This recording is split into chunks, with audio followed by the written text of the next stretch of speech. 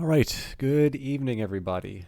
I don't even know if this counts as streaming on Friday still, but it's been a wearying day. Very good one in some senses, but still a tricky one. um, I'm very close to finishing a lot of the work that I talked about on Wednesday. But as you can see, Cyberpunk is my I'm tired and I don't want to think a lot game. And I'm definitely tired. I put a lot of work into some stuff. Work has also been very high pressure lately, and I almost didn't stream, but I've always sort of had this feeling, and this is not a great one. Um, I should probably just go to just chatting for this, but I'll try to keep it brief. I also need to sneeze, but it's not coming out. Um, Excuse me. But yeah, the one big thing for me when I was in Vancouver, and I started streaming when I was in school, university, and I definitely noticed that it was easy to sort of not feel great about something on the stream. It would be easy to just sort of say, okay, I'm not quite going to do it um, today, for whatever reason. And the worry that I had was not so much the one day that I would leave. In fact, I think there's a lot of cases where it can be very good to take a day off.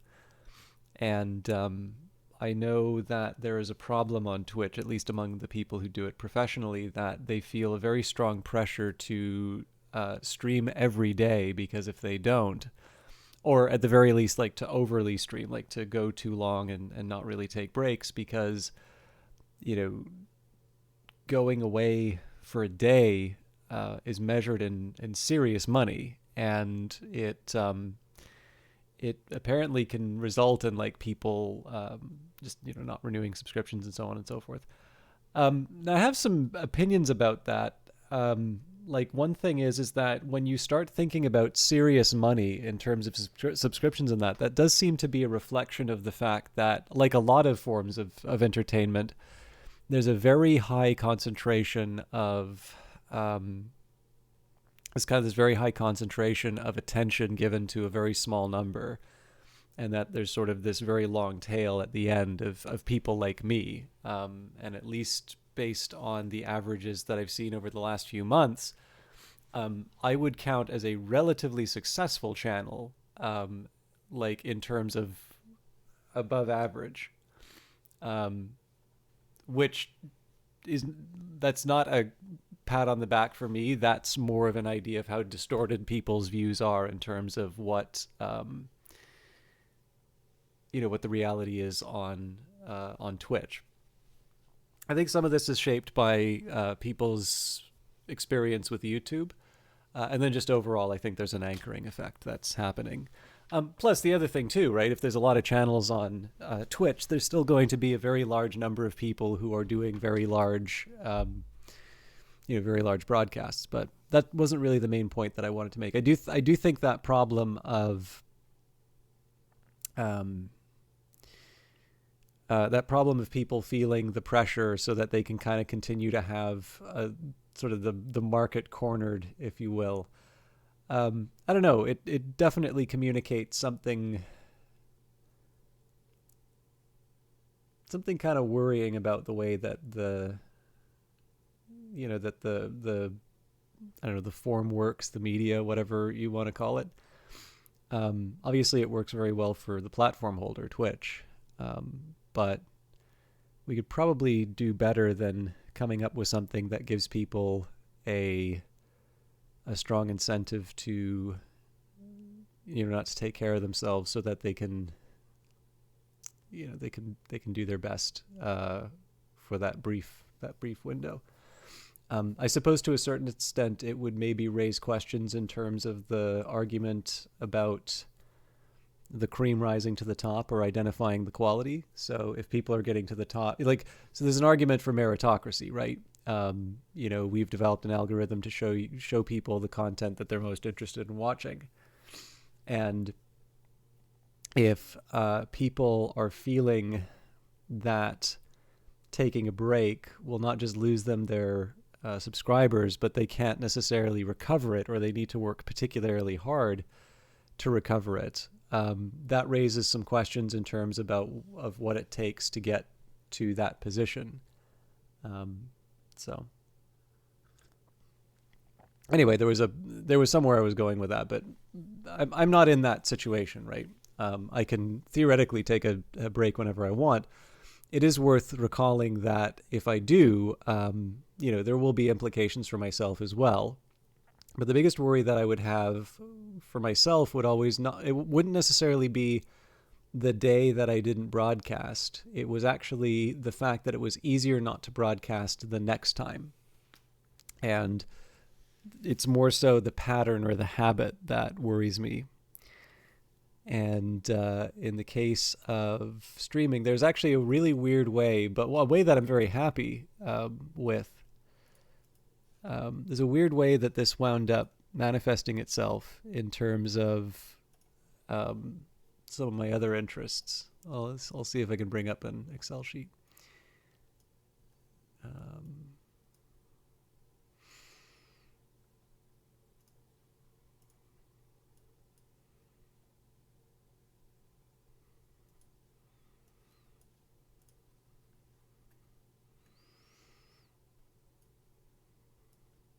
It's not worth the effort of trying to move it all around. But basically, since June the 15th,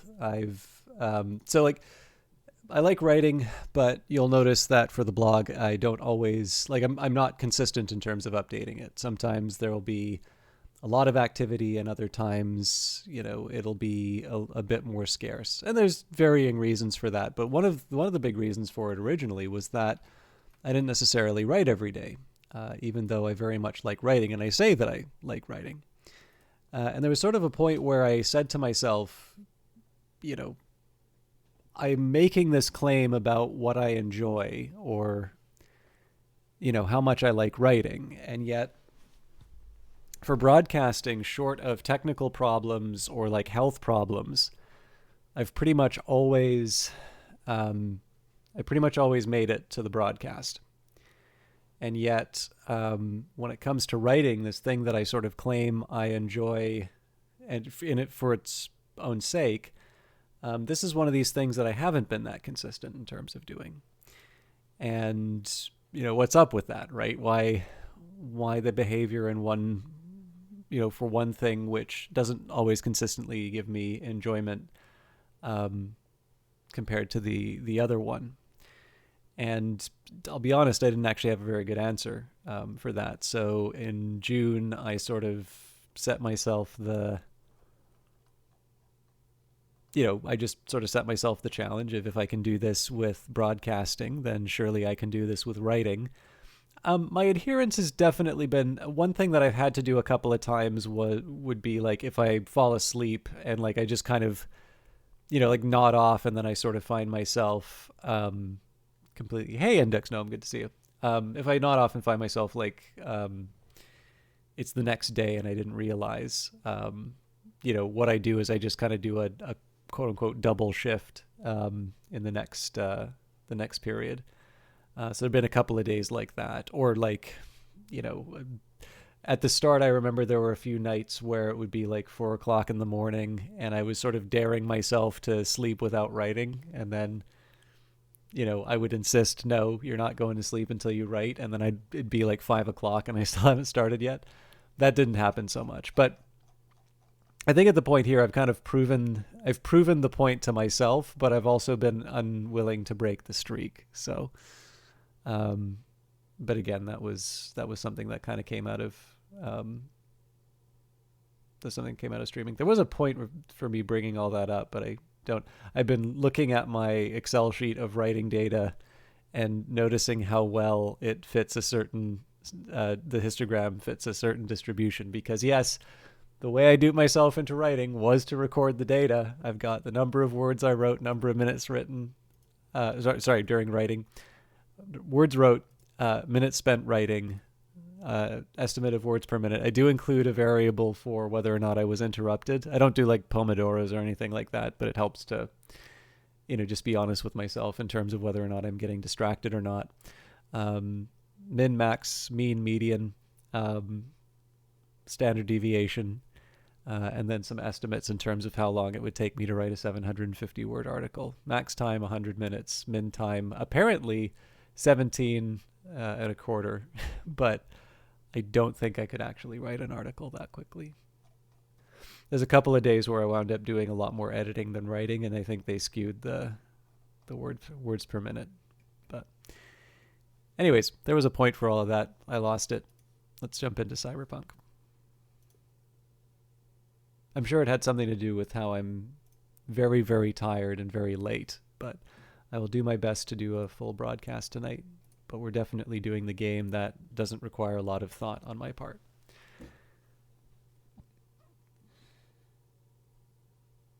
I also got to try something with Phantom Brigade today, but I'm going to save that for Tuesday when all of you get to enjoy that.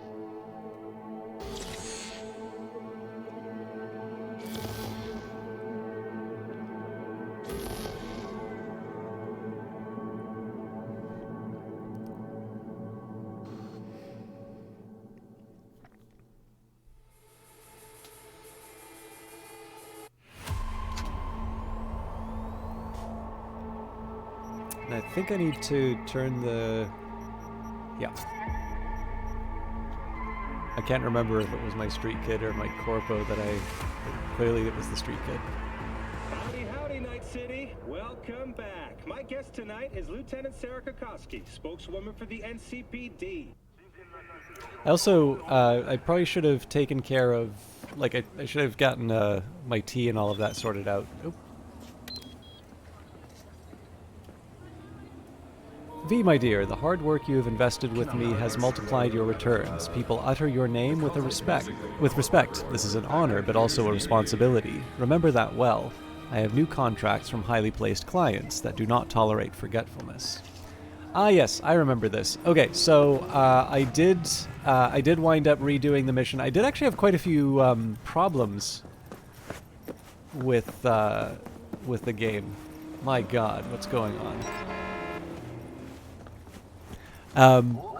But I did get through the mission in the end. Oh yes, and I did actually identify how they signaled that that alarm. I just thought it was a mean way that they did it. So, as long as there's a vehicle for me to buy, I think I'm going to keep doing the side jobs. I can actually already pick up one of them.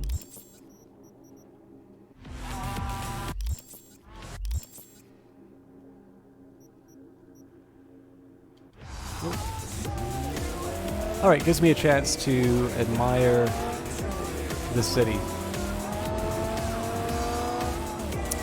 For those of you who are here and are slightly technically inclined, how many of you have heard of Lambda Labs?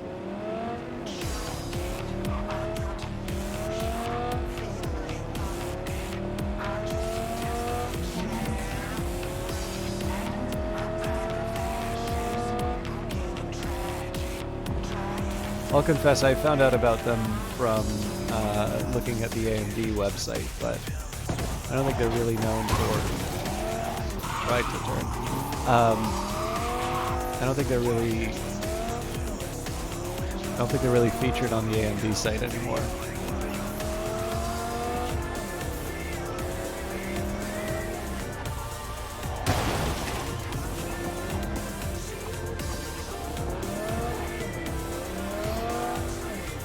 I have noticed my driving on stream is very different than my street kids driving. I can't really explain it either because I'm not always looking at chat all that often. But I don't know. I'll call this the warm-up.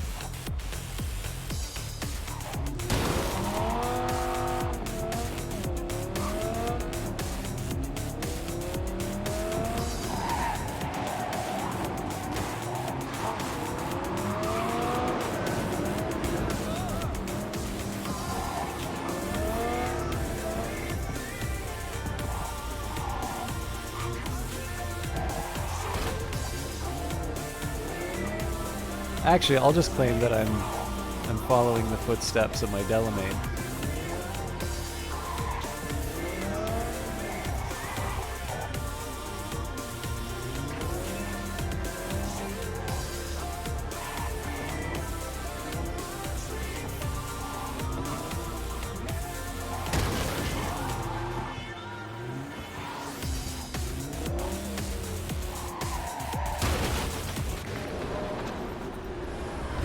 Somebody else's problem now.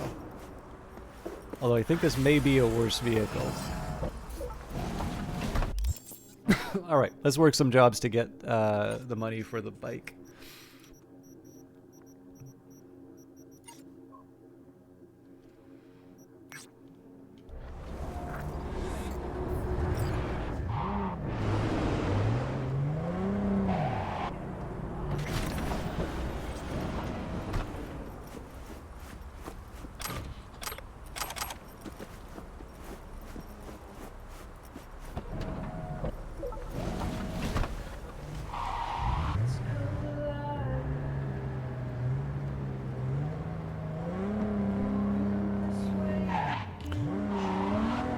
Apparently, I can't read signs. There we go.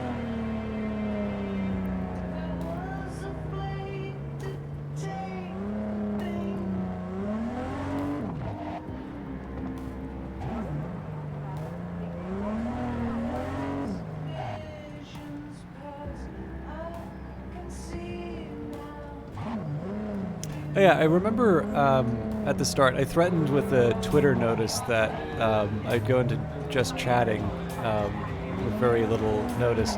I think the problem is that I had a sort of scattershot of opinions, some of which are maybe on fairly contentious issues. But also the lack of sleep hasn't necessarily made me the most coherent, so I don't know if it's a good time for them. One great example of this would be Roald Dahl, because there's one thing I find kind of interesting about there's something I find interesting about that collection, or kind of the reaction to it, that might just be one of these examples of like the thing nobody's really willing to say. I think Puffin has said that they're going to be releasing the classic edition without the change. For those of you not familiar with this, so Roald Dahl's books have gotten sort of this accessibility and sensitivity version where things like Charlie and the Chocolate Factory are going to omit words like... So the agree... Obviously, you can get a little bit of an idea of how people feel about this depending on which things they highlight in terms of the books. So, for instance, Charlie and the Chocolate Factory removes the word fat, I believe, when describing Augustus Gloop. But I think it's probably worth mentioning, like many, beloved figures, Dahl is not necessarily the nicest guy. I think it was his estate wound up sort of apologizing for his anti-Semitism. And I thought one of the articles I rather liked on this topic was The Atlantic, which more or less said, like, the meanness is the point. Can you imagine these stories without the meanness? And I'll be, to be fair, in terms of Dahl, I think I've read James and the Giant Peach, and I say read like as a kid, so I don't even remember them that well. Probably James and the Giant Peach, Charlie and the Chocolate Factory, Charlie and the Great Glass Elevator, The Vicar of Nibbleswitch, which I think was a book that he did in support of dyslexia. Well, not in support of dyslexia, but in support of treatment for dyslexia. I feel like there's another one that I was missing. He did Matilda, right? Anyways, there's a bunch of it. Actually, I think Matilda was another one of the ones that got a bit of a treatment, and it was just some unkind descriptions of some of the, like, headmaster-style characters. And, I think it's fair to say the language isn't particularly kind, but that's again kind of the point. So this is one reason why I really like the Atlantic article, and I follow enough people who are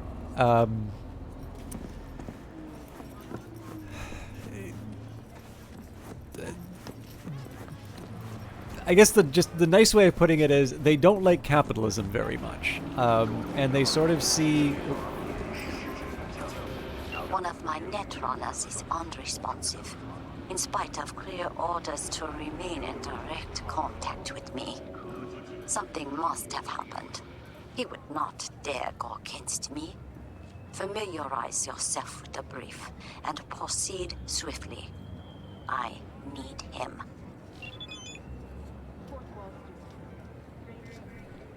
SOS Merc needed. Locate Netrunner Chang Hoon Nam, 67 years old, regular associate. Restaurant on Crescent Street. Details. For years I worked to get jobs done comfortably with a crew I handpicked myself. I chose Chang Hoon Nam years ago, and he hasn't let me down since. Excuse me, once. I don't know what happened to him, but you must get him back. Check the basement in that Chinese place. He keeps his gear there. Sometimes he takes a side gig or two. I think he's still alive. If he weren't, he's the type who'd come back as a ghost and apologize, just like in those tales from the old country that make me want to puke. He's sentimental like that. All right, I'll try and finish the thought. But yeah, essentially they have this idea. It's like, Dahl is being pushed over other, or not being allowed to be appropriately forgotten or whatever. In order to preserve profits for other more deserving authors. And I think this idea of other more deserving authors is the thing that interests me the most. And I think it's actually why I liked the Atlantic article and why I actually think people wind up tying themselves into knots on this topic. So, like, whether or not you like Roald Dahl's book, I think it's fair to say for a lot of these things, for people, if you grew up reading it, there's probably going to be something very special about that. I mean, particularly if you like reading, right? Reading can be a sort of a special thing. A lot of the stuff that I read as a kid wasn't necessarily... I mean, frankly, a lot of the stuff that I read wasn't even very good. But, it was just... you still have a certain fondness for it because it's like the first Dark Souls game you play, right? That's always going to be the best one. Excuse me. But I don't really think that's the... I think people have plenty of opportunities, and I think people have demonstrated an ability to move past something that might have been precious to them earlier in their life, but have either grown out of or no longer agree with. So an example I would take of this is there's somebody, they used to watch the channel, I don't know if they're still around anymore, but they would talk about how this movie K-Pax was like a really important one for them, and they really liked it. I've never seen it. I'm told it's actually a very average movie, but, sometimes stuff just means something to you, right?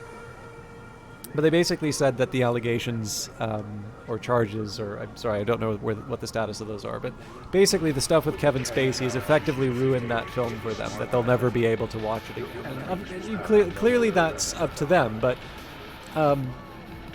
it's clear here, I think, that this is a case where there are conflicting priorities, and the adult set of priorities have overtaken the nostalgia, let's say. So what is it about Roald Dahl? Like, it's not like this has been an unknown quantity for these books.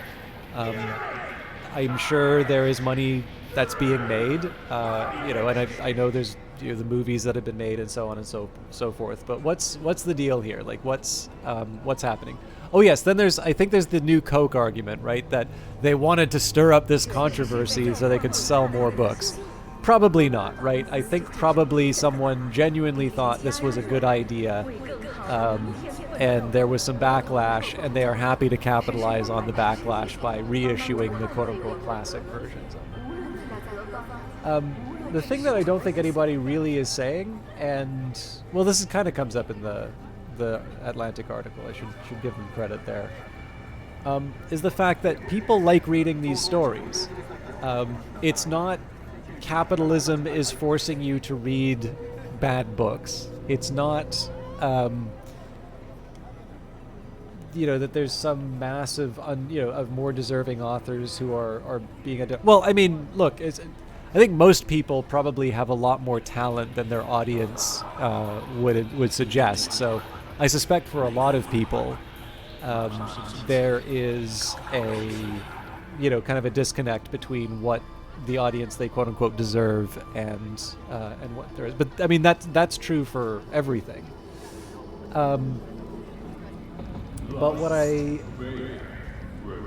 kind of mean to say by this is that one of the very frustrating things when people are talking about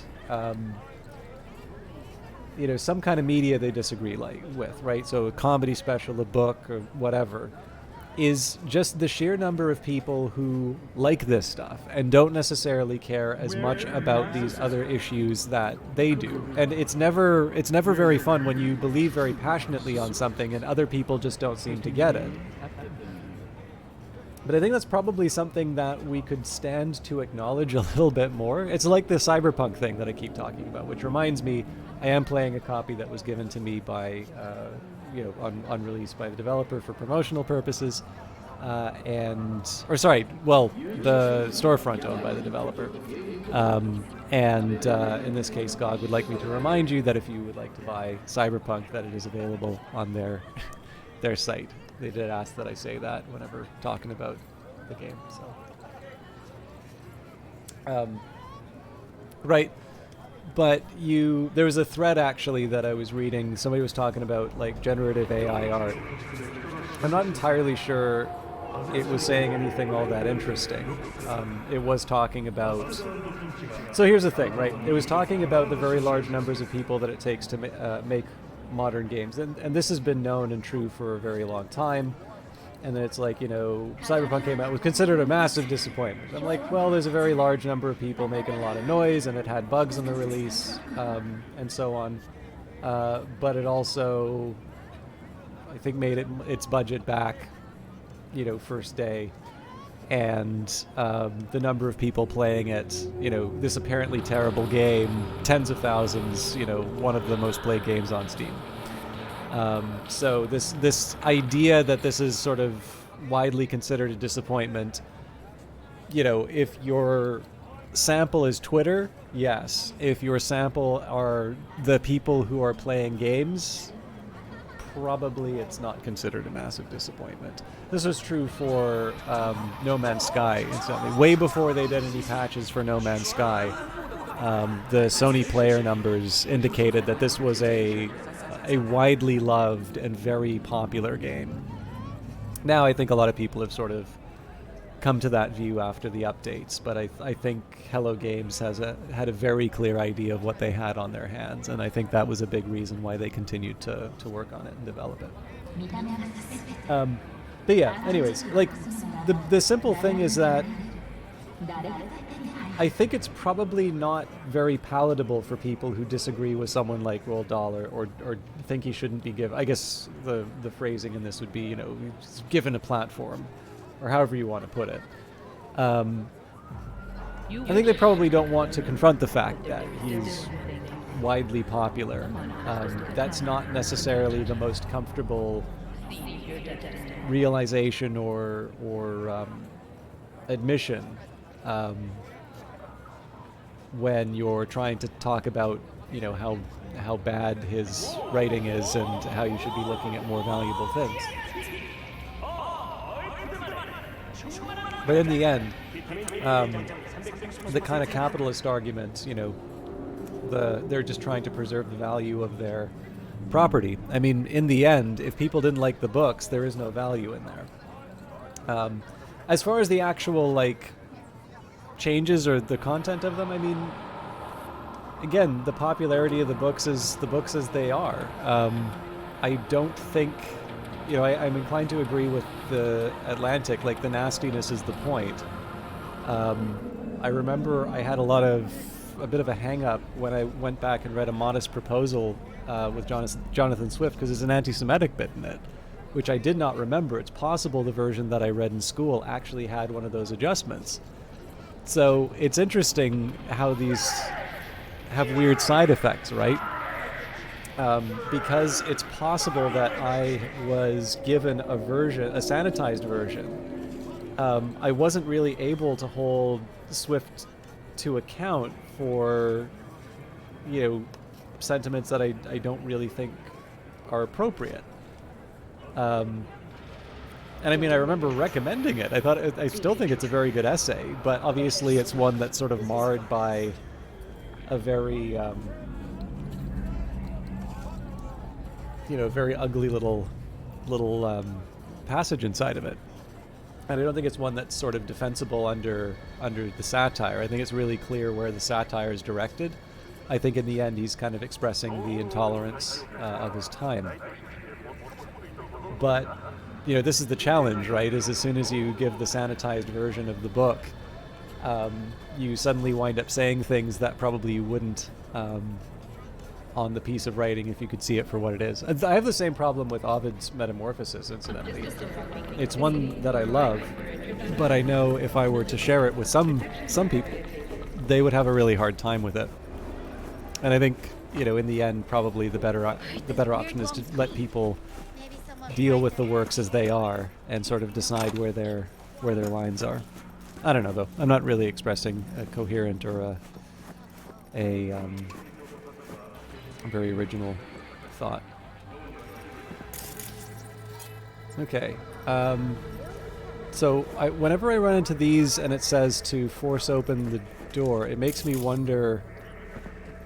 It's like, the thing I always find funny is as soon as I can do it, I immediately ignore all of the other opportunities. So I don't know if this is just one of these cases where it wants me to make sure I have a certain level of body available to me, or if the fact that I can do it has blinded me to other opportunities.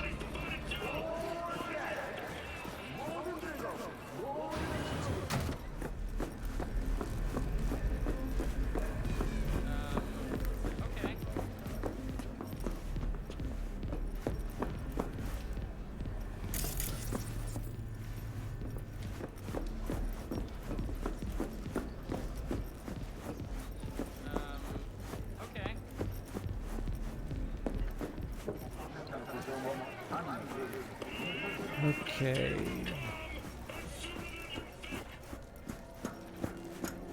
I've already wasted a bunch of time babbling, so let's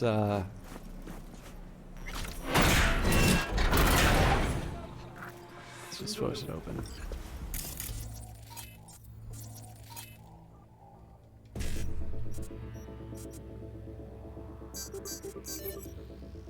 Takri, how you doing? I know you were streaming later today. So am I. How you doing? I was failing to make points on Mr. Dahl and his revised editions.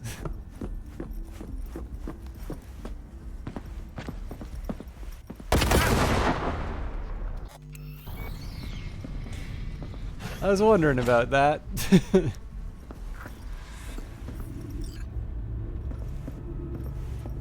It felt like I would be able to sneak under those. Yeah, I don't know if I'll do the full 3 hours, because the thing is, like, I was doing some videos for people, and I sent a quick word to just say I'm gonna stop now because, like, I can still keep going, but the more tired I am, the more likely I am to ramble, and on Twitch I think that's kind of accepted, but for a video that's going to be put on someone's, like, store page, maybe I want to try and keep a slightly more consistent style. I still feel like an idiot for walking into those mines. I've already got someone on this job, but could use some help. Try to follow Vortex's footprints on the net. There has to be some trace. Send whatever you find directly to me. W. Hey, you alright? Look, Fee, it's you in the near future. Every net runner ends up the same way. Brain fried by some corpo ice. Looks like he's still breathing.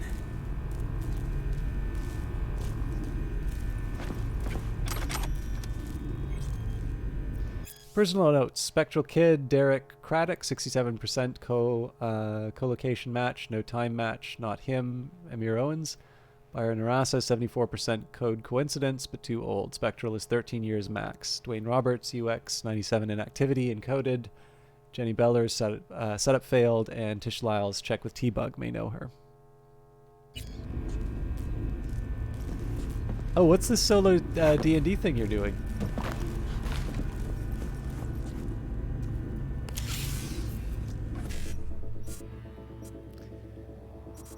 I'm sure you're like super fond of Wizards of the Coast now that they've moved back on the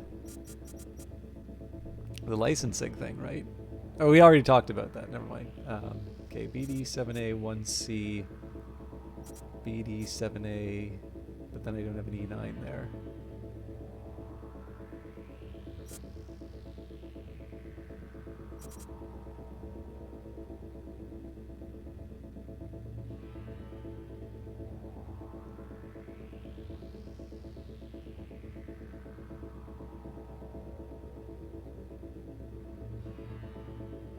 Okay.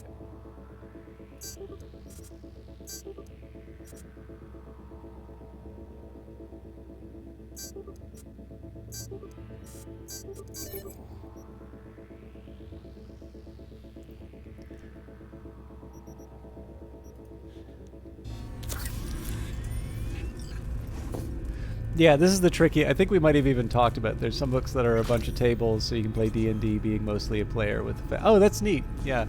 One thing I've actually really liked in terms of a lot of tabletop development. Late night stream. Yes. How did work go last time? You're saying you had a bunch of stuff to do.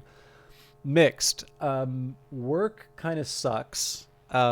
Streaming stuff for the most part is decent. I have some stuff to catch up on, but I really feel like there was some meaningful progress made.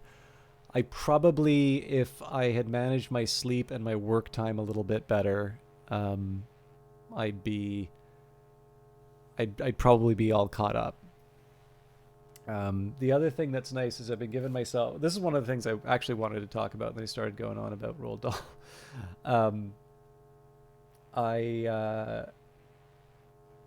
I've been catching up a bit on some of the, machine learning and related, I guess statistical learning is the tool that the Tim Shrani book uses. Well, it's not Tim Shrani, it's Hasty, Tim Shrani, and Witten, I think. But anyways, it's a chance for me to catch up on some of that stuff. Again, I'm coming to it from a different perspective, right? I'm not coming to it from a computing on the computing side, right? I'm not A/B testing the best version of, or the best shade of blue to make people click on links more, let's say. But it's clear that there are benefits to those methods. But there's also a little bit of sort of culture shock, let's say, because the priorities. Actually, one really good example of this would be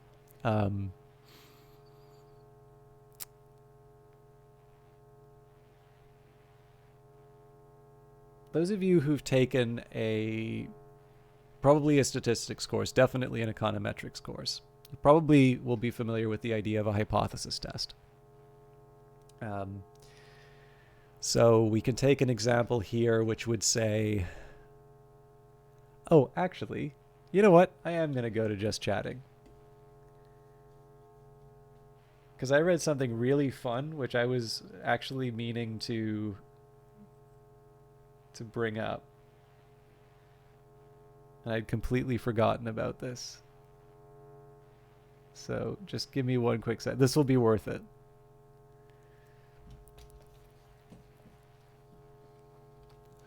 Sorry for those of you who are here for Cyberpunk. I will get back to it, but I was very charmed by this. Oh dear, where's my... Ah, I think Cyberpunk is hiding my mouse, so... All right, when I imagine what the net was like before Bartmoss, I see thousands of potential threats and thousands of opportunities. Of course, the whole system was unstable. Corpo runners pulling one way, post-war rogue AIs pulling the other. Financial markets tanked, virus mutation spiraled in uncontrollable ways, and runners got cooked in their living rooms every now and then. Bartmoss saw the net as a grenade waiting for the pin to be pulled, and that's exactly what he did. Fuck it, right? Let the world burn. Bartmoss fucked the system, but fucked all of us right along with it. Just look at it now. Corps are on top as usual. The Black Wall, which is supposed to protect us after the net's crash, is just another control tool in Netwatch's arsenal. Before Bartmoss, the net was an untamed jungle. If you could navigate it, you had a chance to survive. You were free. After Bartmoss, the net's like an airport security check. Every step you take, Netwatch is checking your papers and performing a thorough cavity search. Oh, but all for your own good, of course. Okay. Oh dear. They're not going to let me release my mouse, huh? Okay. I'm going to save. I feel strongly about this. I hope you're doing all right, though, Vanguard Master. I think you were having a nice dinner with your folks earlier. I think most of you will find this worth it. Okay, there's really something weird going on with my mouse here. Oh, I think I know what happened. Yeah, that had nothing to do with Cyberpunk, so I feel like a bit of an idiot. But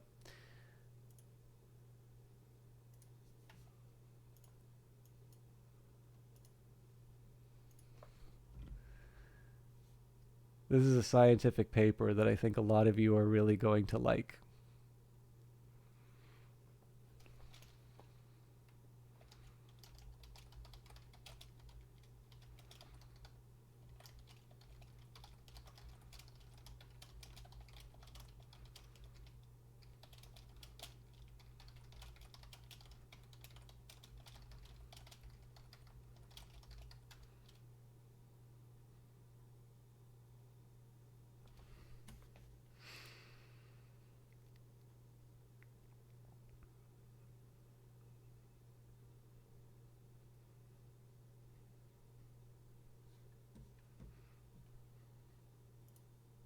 Behold. I think this is the British Medical Journal.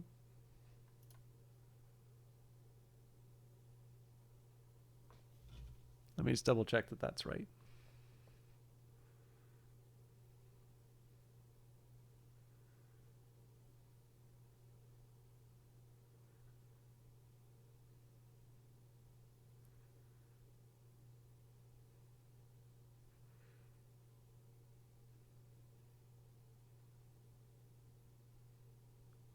Huh, the official title is now the BMJ. I'm pretty sure it's British Medical Journal. Anyways, peer-reviewed, like high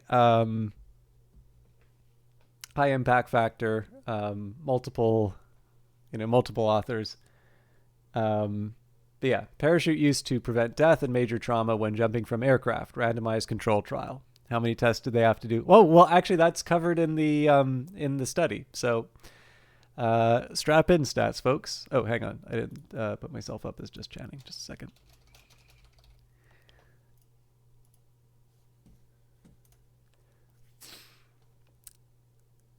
Abstract. Objective. To determine if using a parachute prevents death or major traumatic injury when jumping from an aircraft. Design. Randomized control trial.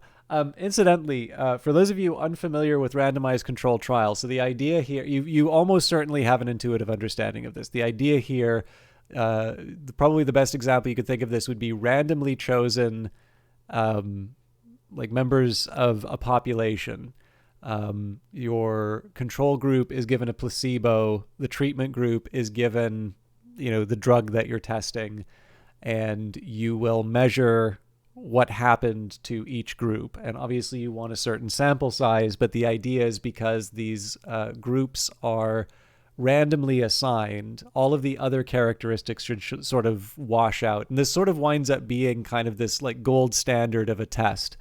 So in the case of like economics, we would love it if we could do randomized controlled trials. And there is like a branch of experimental economics that tries to do like I've been in econ. I actually made some decent money doing econ labs because they always like pay you for your time and like you get your rewards. But can you have 3 guesses as to what happens to the one who took the placebo in this instance? You'll probably be wrong. But it's actually on the screen in a minute. But yeah, so the idea here is that when you do a randomized control trial, you get one group of people to test a treatment, and you get another group of people who are not given the treatment, but are otherwise treated the same as the other group.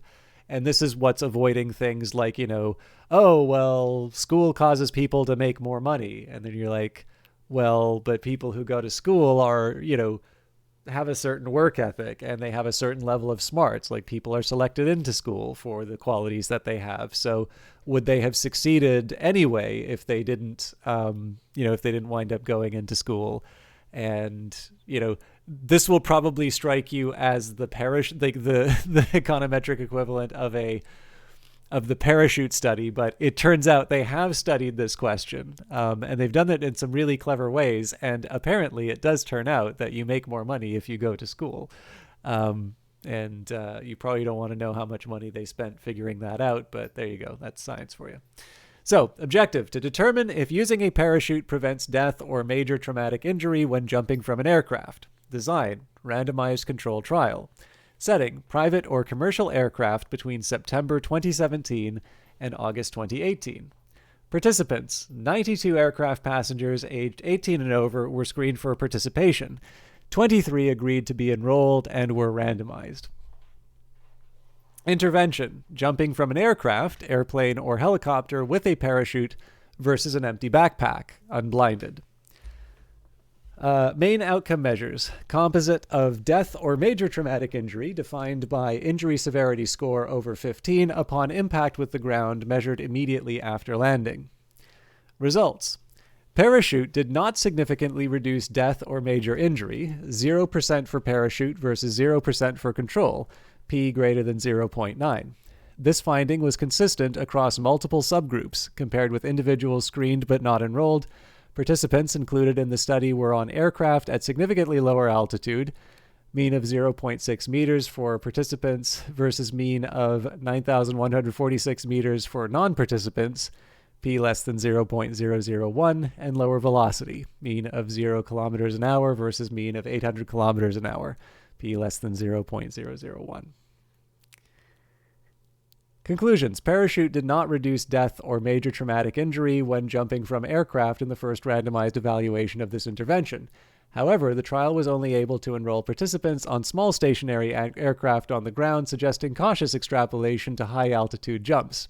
When beliefs regarding the effectiveness of an intervention exist in the community, randomized trials might selectively enroll individuals with a lower perceived likelihood of benefit, thus diminishing the applicability of the results to clinical practice. There's a longer version of this. I read the wrong one. But I've already given you the punchline, so.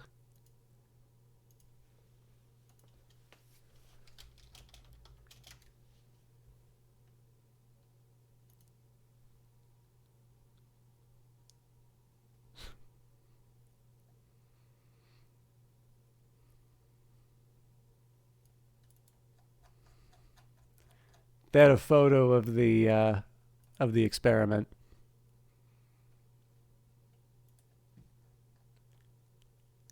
But yeah, I think probably, so you've got the, I'm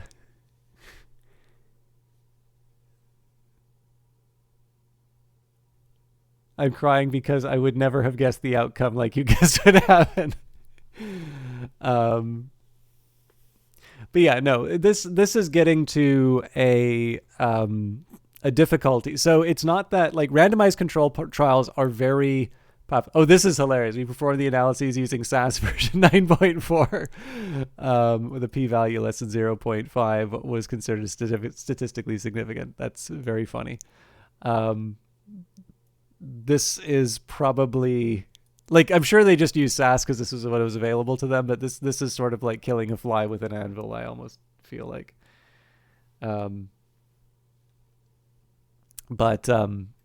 Yeah, I don't know. I don't want to spend too much time on this, but there's a rather good issue of the Journal of Economics Perspectives.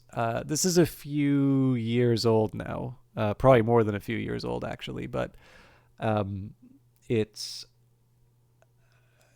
basically dealing with kind of what's known as the credibility revolution in economics. And it's sort of this shift from more pure theory to more empirical work. The sort of taking seriously the question of causal inference and different ways of achieving that, particularly when we're working with observational data. There have been sort of these like natural experiments and essentially trying to replicate these kinds of studies. Now, in medicine, there tends to be a little bit more more availability of data that does this, or at the very least, sort of the resources to be able to do these experiments this particular way. For some economic questions, it's just not feasible to do something like that. But it's also fair to say, and there's a number of different ways that people can wind up going wrong on a lot of this. If you pose a question in an improper way, or you are sort of looking at the wrong, if you're looking in the wrong place, you can use these very popular tools, but still wind up saying things that are not very helpful.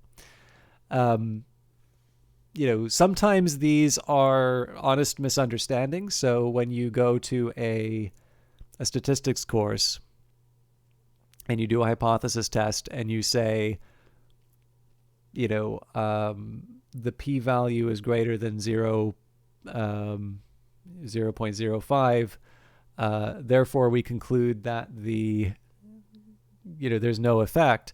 That's not actually what that means. It means that your hypothesis test wasn't rejected. So you have not found evidence to reject an outcome. You've not found evidence for that outcome. Generally, if you're looking for a 0 and you have, if you fail to reject the null hypothesis, you could probably change it to something like 0.1 or 0.2, and you would also fail to reject. Now, clearly it can only be one number, right? So logically, the claim doesn't make sense. And yet you see this happen a lot. Google actually did a bunch of A/B testing on colors. But the thing is that this is sort of allowing a certain type of error to still creep in, and it's just a certain level of significance that you allow for. And in the case of Google, they found a bunch of statistically significant results, but roughly in the proportions you would maybe expect from doing, hundreds of thousands of tests, which is exactly what they did. And at that point, what you want to do is either test for joint significance, or there's things like the Holm-Bonferroni correction, which you can apply, or you can maybe think a little more carefully about the problem you're working on, but that's another question. And in fairness, right, there's a lot of smart people at Google. This isn't like Google are dumb for doing that. It was maybe they were not thinking the whole thing through in terms of the claim that they were making and the way they were testing that particular claim. But what's funny here, right, is that you think of something like a randomized control trial. It's like, yes, this is bedrock of science. Nobody can really object to that. And yet there is this paper that has this very official air about it. And if you read through it, it is not that different from what you will see in terms of these in terms of the way that these papers get done. And again, you know the trick. Like, as soon as you look at this photo, you know what the trick is, right? The people jumped from a stationary plane, at a non-fatal height. You know, and they're just sort of like, oh, okay, well, we couldn't find any participants who were going to jump out of the plane, you know, a few thousand meters into the air. I wonder why, right? But this is the selection problem, right? And just because you have a randomized control trial in a population that's selected itself for this other reason, you haven't necessarily gotten the result. Like, this is the sort of thing that will get you a headline in a paper somewhere. There's a lot of papers that are like this that are serious. This one knows what it's doing. But clearly in the case of a lot of other ones, particularly a lot of diet stuff, what you will tend to find will be, what you'll tend to find is, you know, claims like this going by with a lot of official sounding language and nobody sitting down and sort of saying, hey, wait a minute. Anyways, I was going to do the whole paper, but this I've made the point. It's a fun one. You all know what to look for. I hope you didn't consider that too much of a waste of your time, but in case you didn't notice, I'm having a little trouble getting started today. Back to Cyberpunk.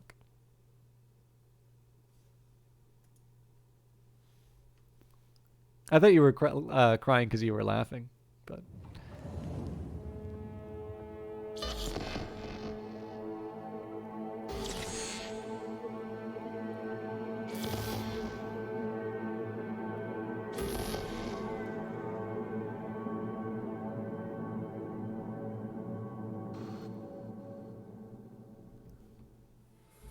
I'm sure the game will show up at some point.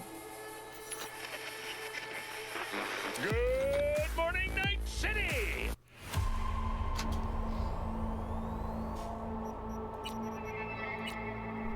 Howdy, howdy, Night City. Welcome back. My guest tonight is Lieutenant Sarah Kokoski, spokeswoman for the NCPD.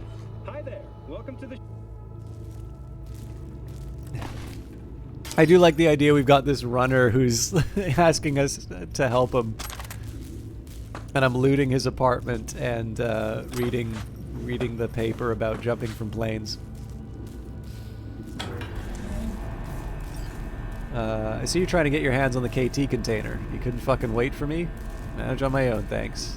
You fucking trying to prove something, you fucking tato brain?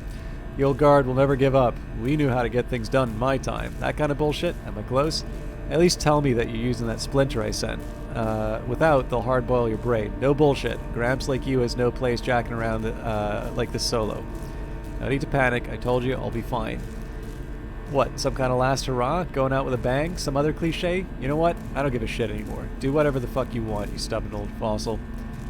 New work urgent. You are needed today. Receive my message? What's going on?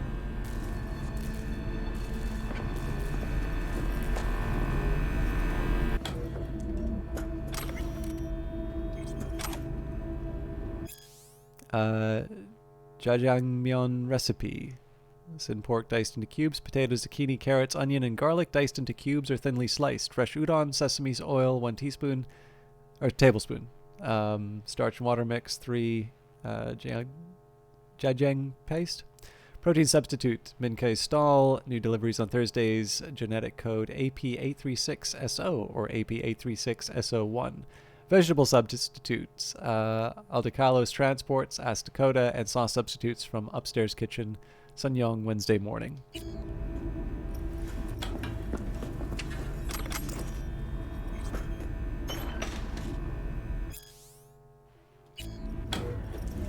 Two copies of that recipe. It must be really important.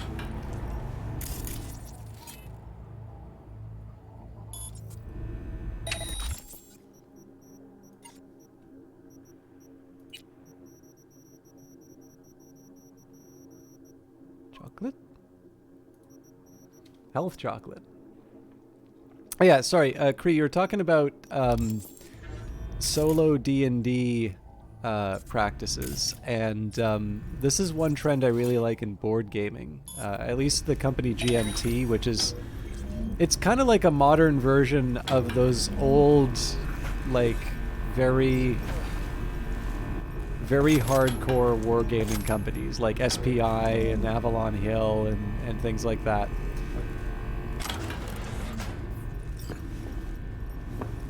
And they've been putting a lot of effort into making sort of like bots and solo modes for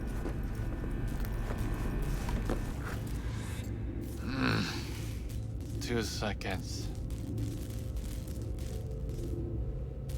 Wait, I can't. Wake up. Give me 1 moment. I don't know how long I here, but as you Americans say, I'm starving. Well, you're in luck. There's a restaurant upstairs. I know. The whole time. Those aromas. What torture. So you were conscious? Partially. More like in deep hibernation.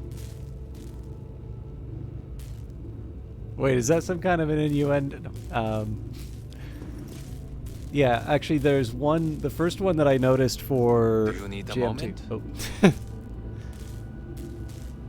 Did you switch on the lights? Yes. I was ready for a game of twice for yes, once for now. But you beat me to it. Fine work you did. Any idea what's in the Corpo code case? You young people ask too many questions. See for yourself. Huh. Maybe it's not such a good idea after all. Ah, you're a fast learner. So, you're probably wondering who sent me. Wakako. She always find an excuse to drag me to her place for dinner. You must visit me someday. I'll show you a few net running tricks. Wasn't it me who just saved your ass? We never stop learning hard lessons. But you don't have to do everything alone. Thanks, I'll think about it. But yeah, so where I first found out about GMT, well, probably Twilight Struggle, because that was, you know, such a highly rated game. But the one I was specifically thinking of was actually Mr. President, which is only just getting a release this year. And it's not just that that is a... So it's not just that that's a solo game, or has a solo option, because like Labyrinth has a solo option as well. What interests me about that one is that it's actually intended as a solo game outright. Like, it would be... There is no other player to play with, which I found sort of surprising and interesting. I don't think I'm going to be able to make this work, but... Well, they let me, so...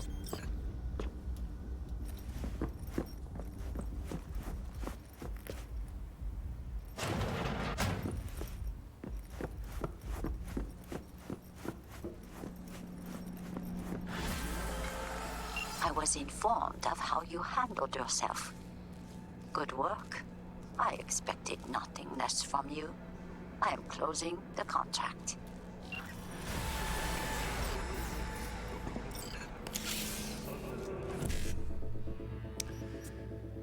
Okay, 55 E99, and then 2 1Cs and a 55.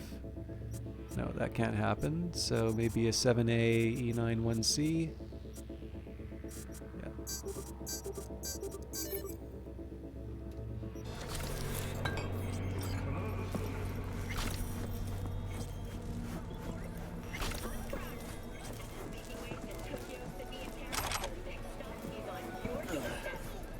Night City, expect the unexpected. All right. More money. I want another vehicle. And if nothing else, it just sort of helps me work through everything with Wakako.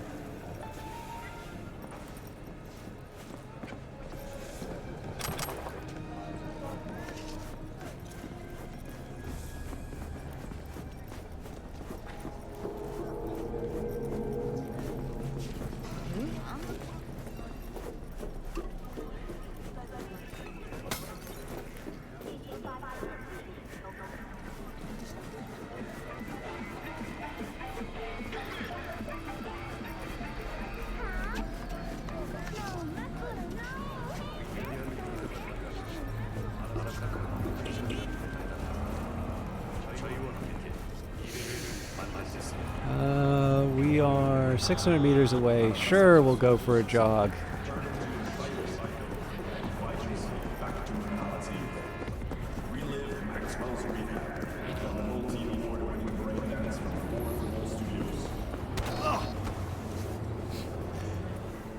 Probably should have guessed that was going to happen.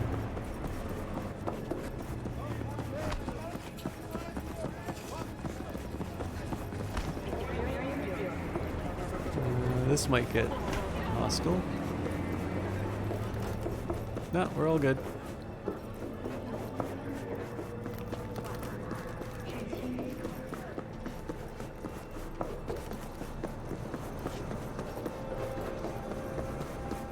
Oh yeah, sorry. I was talking about the AI-generated art thing, and then I wound up pushed away.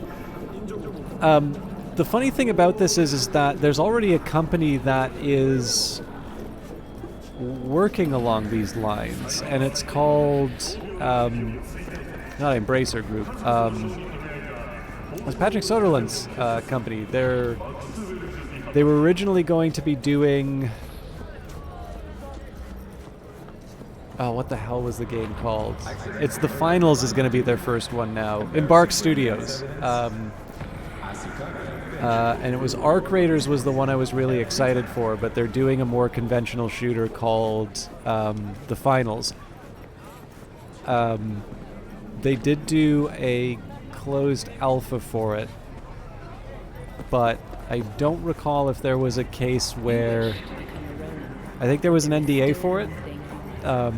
Anyways, it looks promising from the trailer. But anyways, the big thing about them, if you take a look at their blog, a lot of the focus on it has been to use different technologies to try and get rid of effectively so you'll hear these stories of like people who are coming fresh out of game development school or whatever, and like they're basically being hired to make like 20 different variations of tables and like put them into games. Or like, you know, you'll have these idiotic Twitter threads of people like looking at the new Halo game or something and saying, oh look, there are no individual melons for me to shoot. You know, contrast this to this Naughty Dog game where, you know, I can actually pick up each individual apple, and it's going to keep track of that over the entire game, and, you know, I'll come back to that and see the right number of apples rotting or something like that. And of course the challenge here, not that I want to hold up sort of 343 Studios as like the height of game development practice. Obviously there was a big disruption to that company recently. But Naughty Dog is notorious for just grinding its staff to powder to make its games. Child, I have a grave task for you. The literal kind. The Netrunner is still alive, but what happens to her is either a matter of time or your discretion. Bugbear is trapped in the net. If she jacks out, the Tiger Claws stand ready, waiting like vultures to tear her to shreds.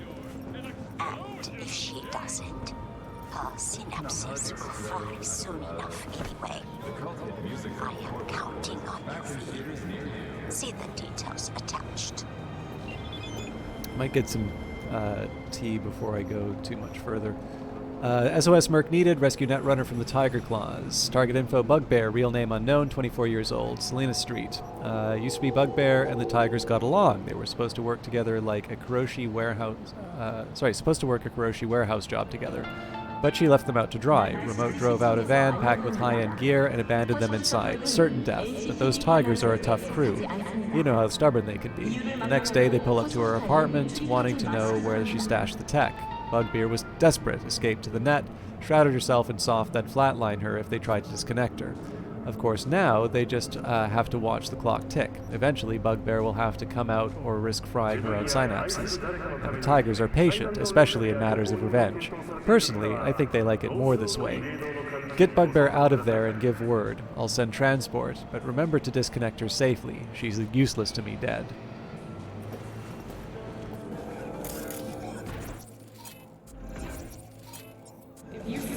AI activity. Call the NetWatch hotline immediately. But yeah, so the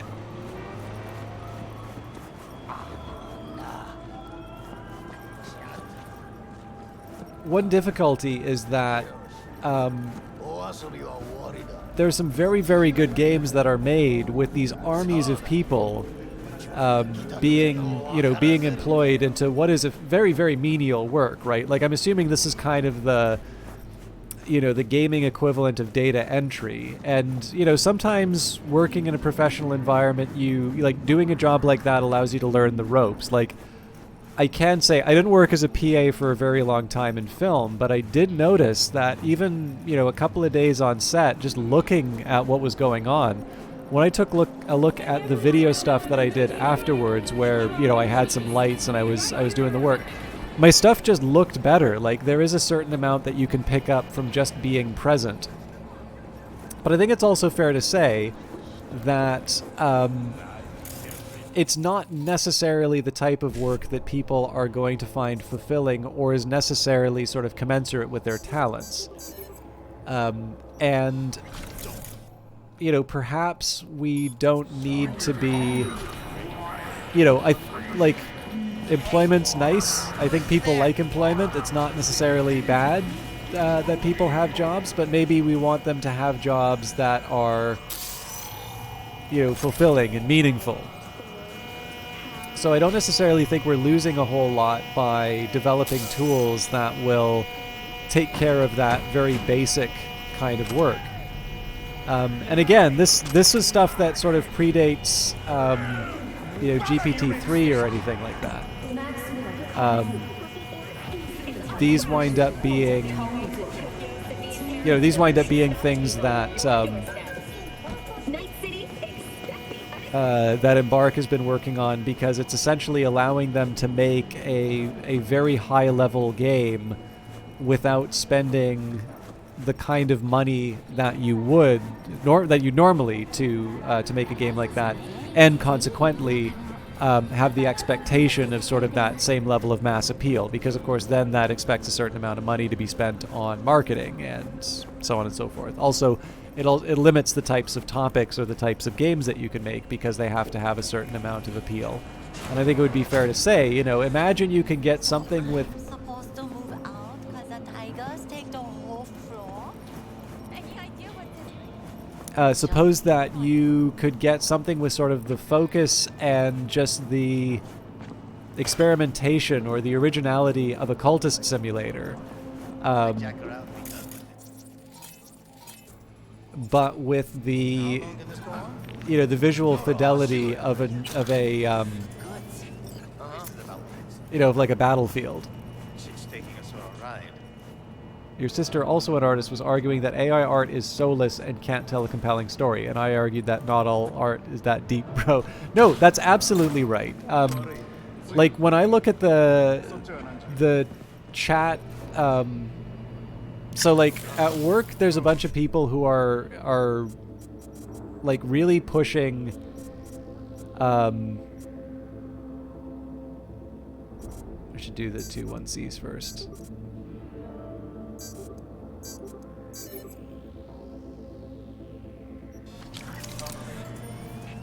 I'm gonna get some tea after this. Sorry, I ramble a lot when I'm sleepy, and I don't think the tea's like fully gonna fix that, but I can at least turn it around. But no, you're absolutely right, Takri. Like, so the thing is that I've seen the code that these tools are producing, and I see some of the quote unquote research that it does, and it's very good at producing convincing sounding nonsense at times. So here's the thing, right? Like, there's a bunch of people who are like, oh yeah, your research won't matter, right? And I'm like, well, if the reason you hire me is because I'm just some sort of like fact spitter, I read, I was the one who read the econ textbook, and so I'm the one who's going to tell you how the world works. I'm probably overpaid for what I'm doing, because right? You can go to Wikipedia and find stuff out. You can go, or, if you don't like Wikipedia, go to the Encyclopedia Britannica or go to the textbook I read. It's not like they're hard to find. Actually, a new volume of a textbook I really like is coming out. I'm excited because it's been like 10 years. But uh-oh.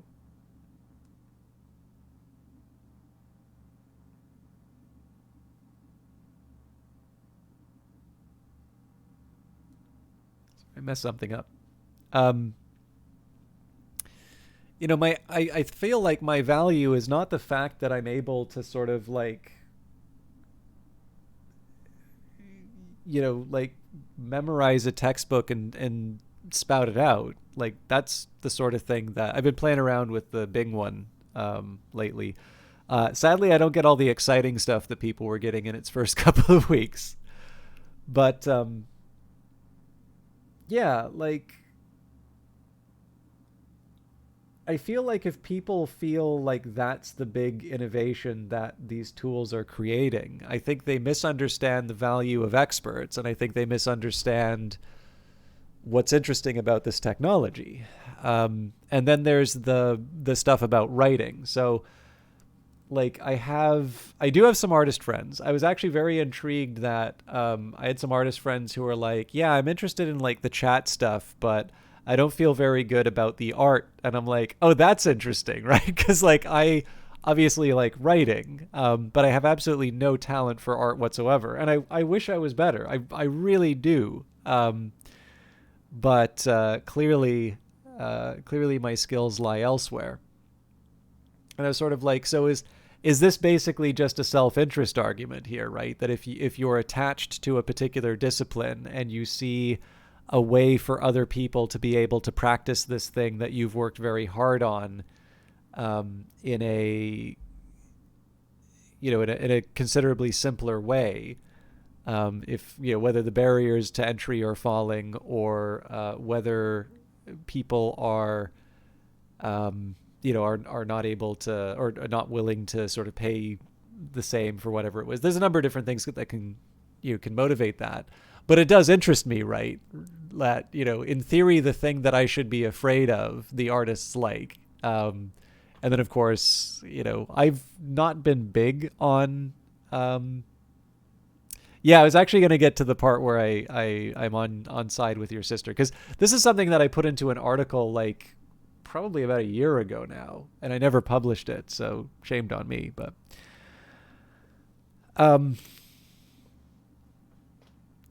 But like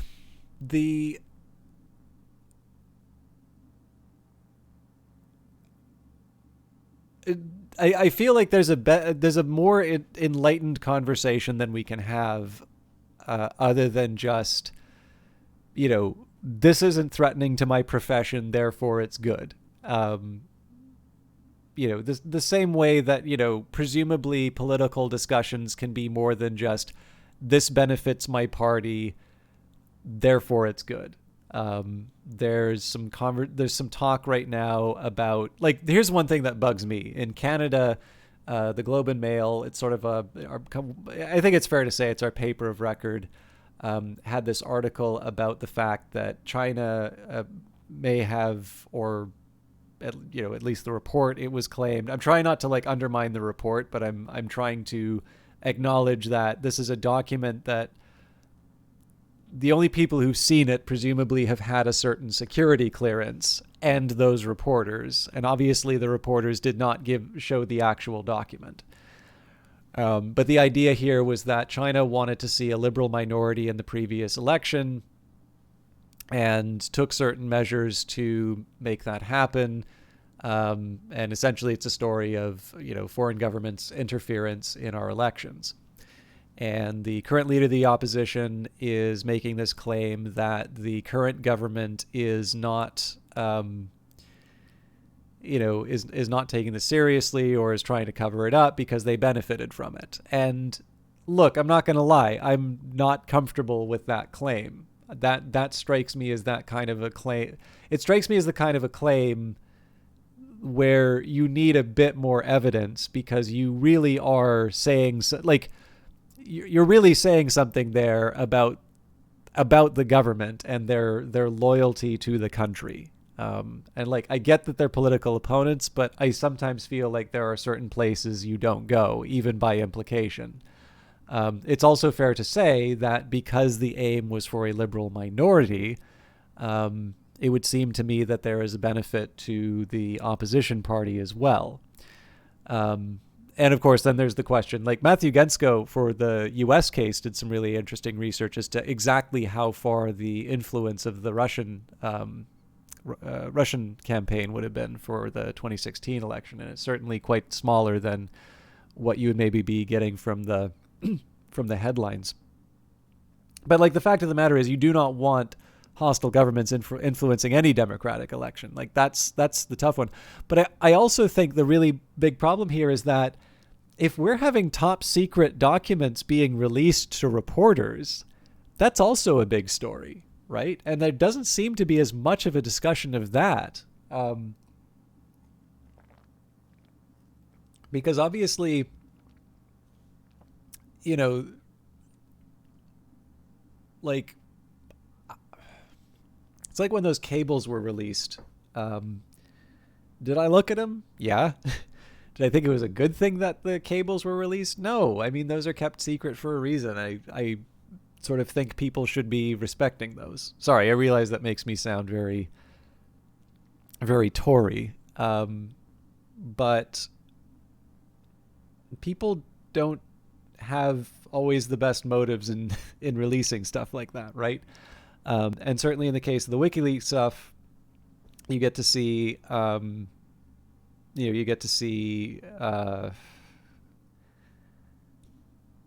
the specific opposition to the United States becoming much more overt as time goes by.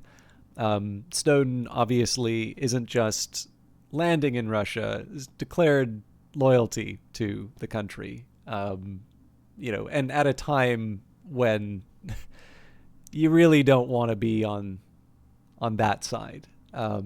So, and I mean, I can't say anything about anybody's individual circumstances, but I'm not a fan. let's say.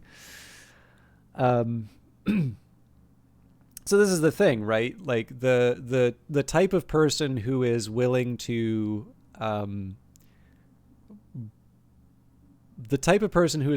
break a commitment that they have made to, access to a certain type of document like that,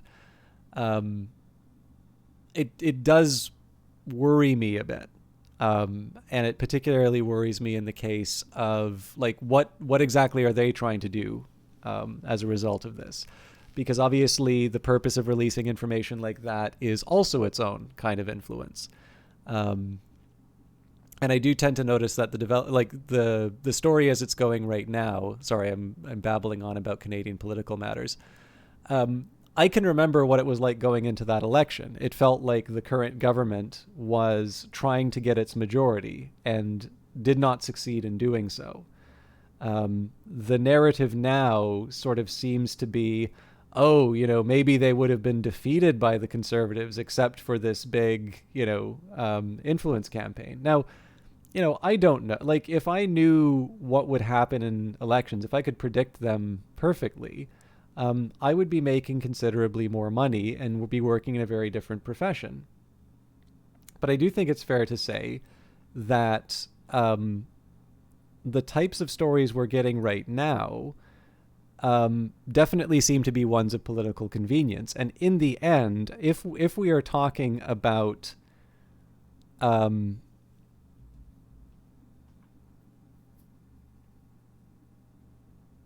loyalty to the country and the integrity of elections and things like that, again, I just think that there's probably a more interesting conversation to be had as to whether or not, like, I like the Conservatives, and so obviously the Liberals are a puppet of the Chinese government, or I like the Liberals, so the Conservatives are basically all doing the Trump, election denial sort of thing. I think there are good faith arguments to be made on both sides of this. But unfortunately, it doesn't really feel like those are the views that are being given air.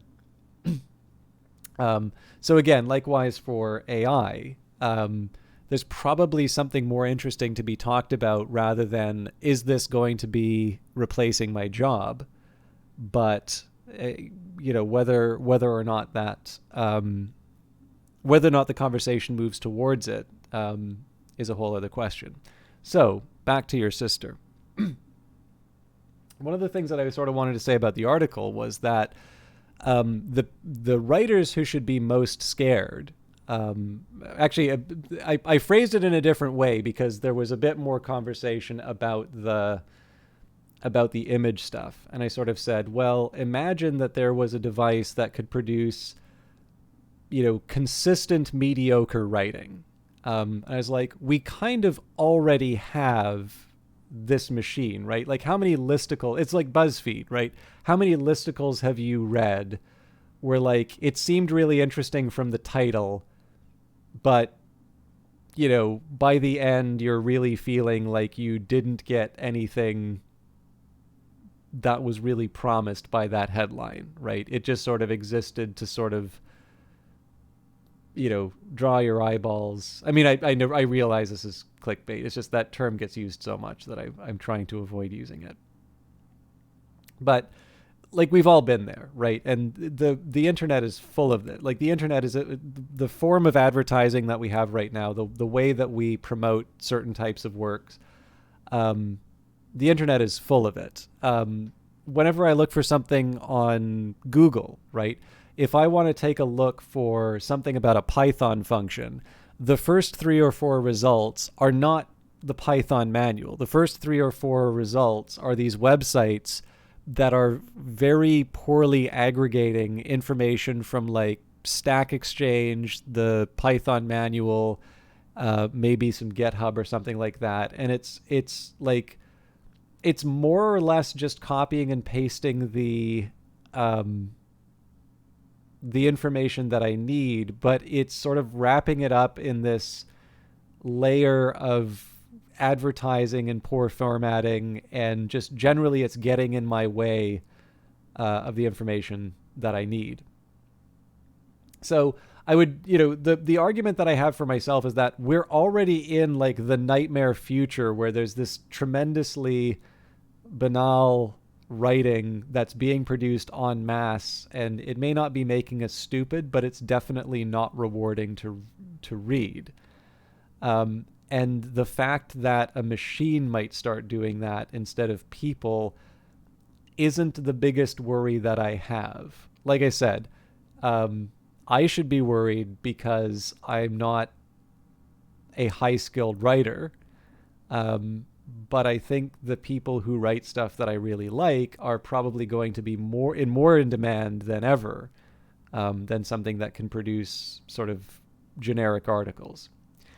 But then we come to the art question. So I said, it's like, okay, so I feel like I have at least enough of an appreciation for the written word to be able to make a judgment call both from the supply side and the demand side on this subject. So what about art, right? Because there's that side of me which says, I really like drawing as a kid, and I could never quite, get the level that I wanted. And theoretically, if I, use stable diffusion or something like that, I could, I could produce this thing that I've really wanted to do. But obviously, I know a lot of people who do art, and they're not feeling very comfortable with this technology. So what's the writer version of this that I could think of? And the more I played around with the AI art generator, and this is kind of where I get the soulless argument that your sister's making. It does have a certain set of its default settings have a certain set of properties. Actually, one of the things that I like doing was, like, just putting in the most beautiful image possible and, like, little prompts like that. And, like, high dynamic range, high contrast, vibrant colors. There's definitely a common set of features that when you look either at the images that are getting the most attention or the ones that when you're like trying to tease out from the tool what its concept of beauty is, you learn something interesting. And I think the thing that I find is this.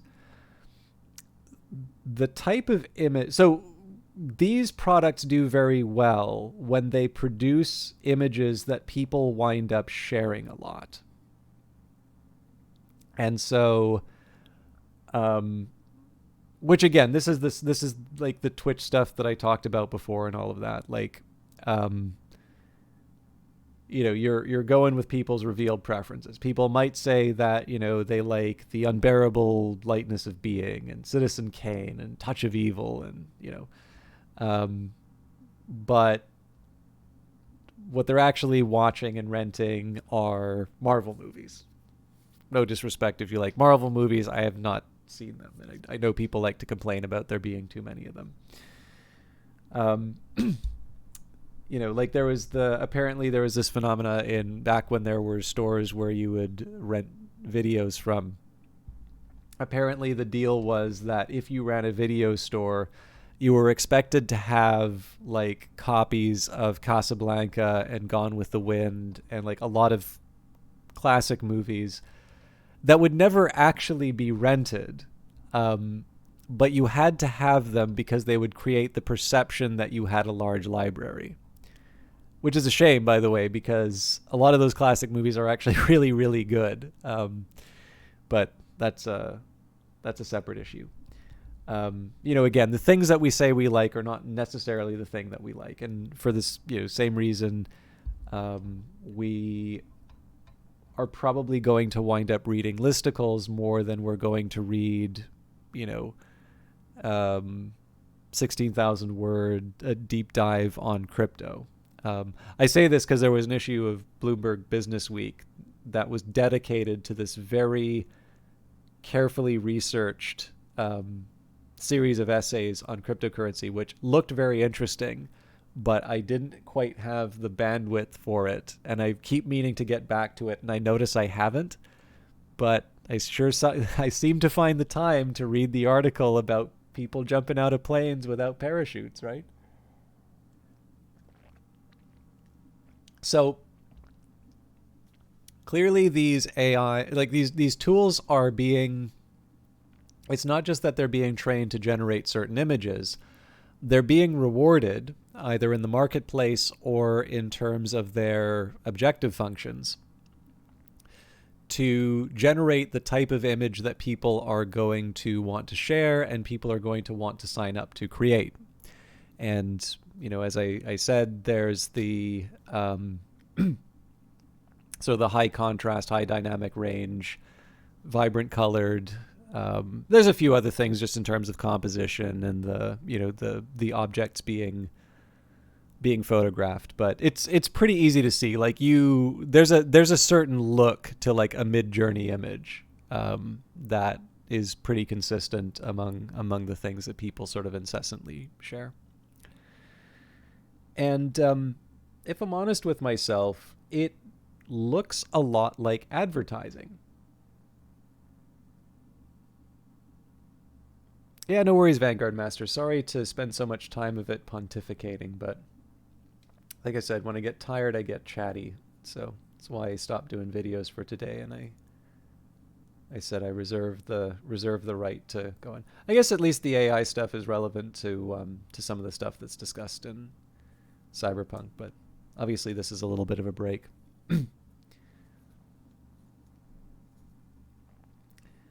But yeah, like the big thing here is that I really do feel like if unless it is directed towards another type of image, what the most likely result is going to be is something that looks very much like advertising.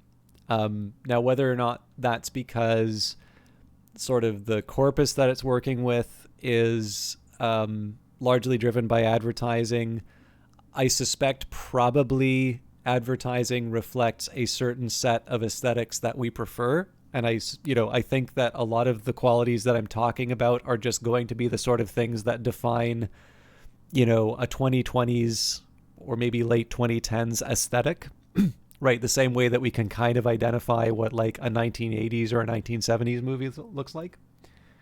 Hey, how you doing, Delamain? I'm I'm in pontification mode, and I've been running a little bit more because the withering criticism of chat really got to me last time. I'm gonna get some more tea after the rant is done, but Kree was talking about the AI art thing. So whether or not you count it as soulless, I don't think is as interesting so much as the insight that it gives us of the type of art that we reward, right? And whether you reward it through sharing it on Twitter, or you reward it by signing up for an account, or you reward it by, buying the product. Obviously, advertisers will shift their aesthetic, to suit what the consumer wants, right? That's the whole point of advertising.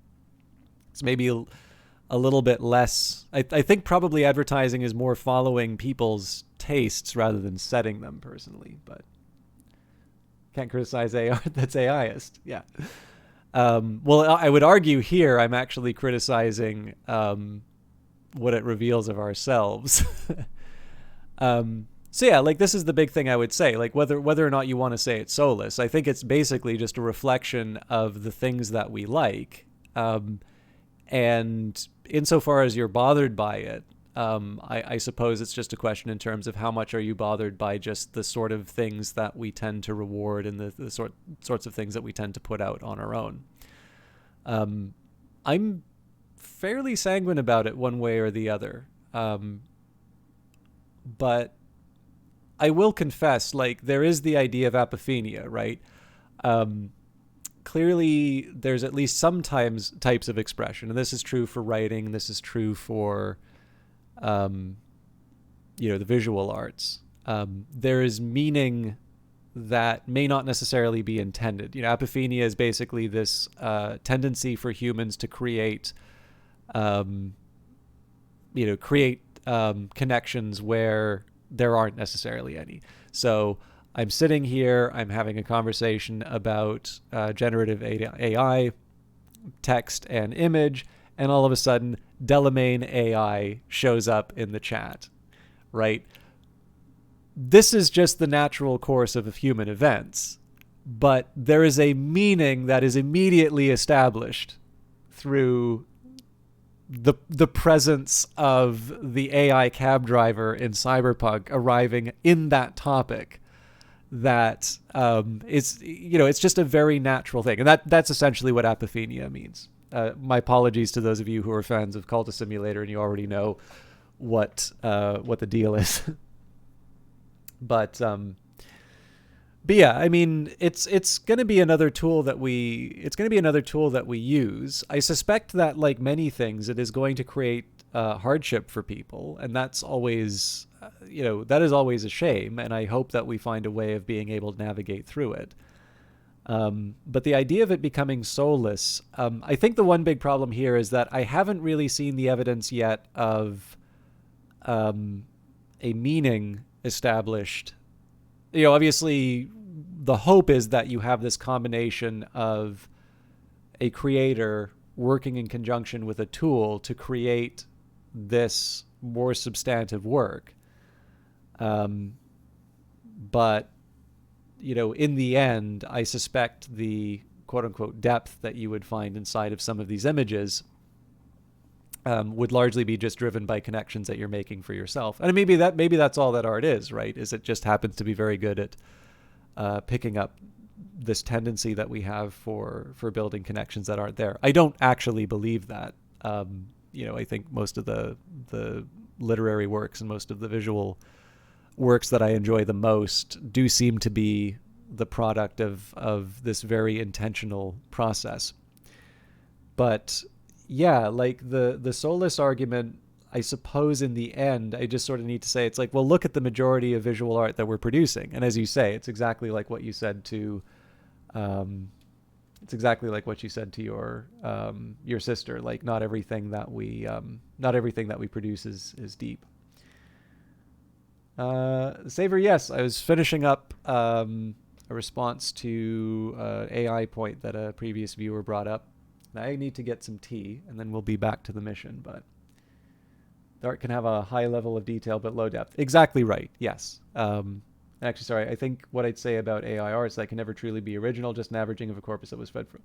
Yeah, I mean, I know where you're going with that, and I know a lot of people have said, they've tried to draw the analogy between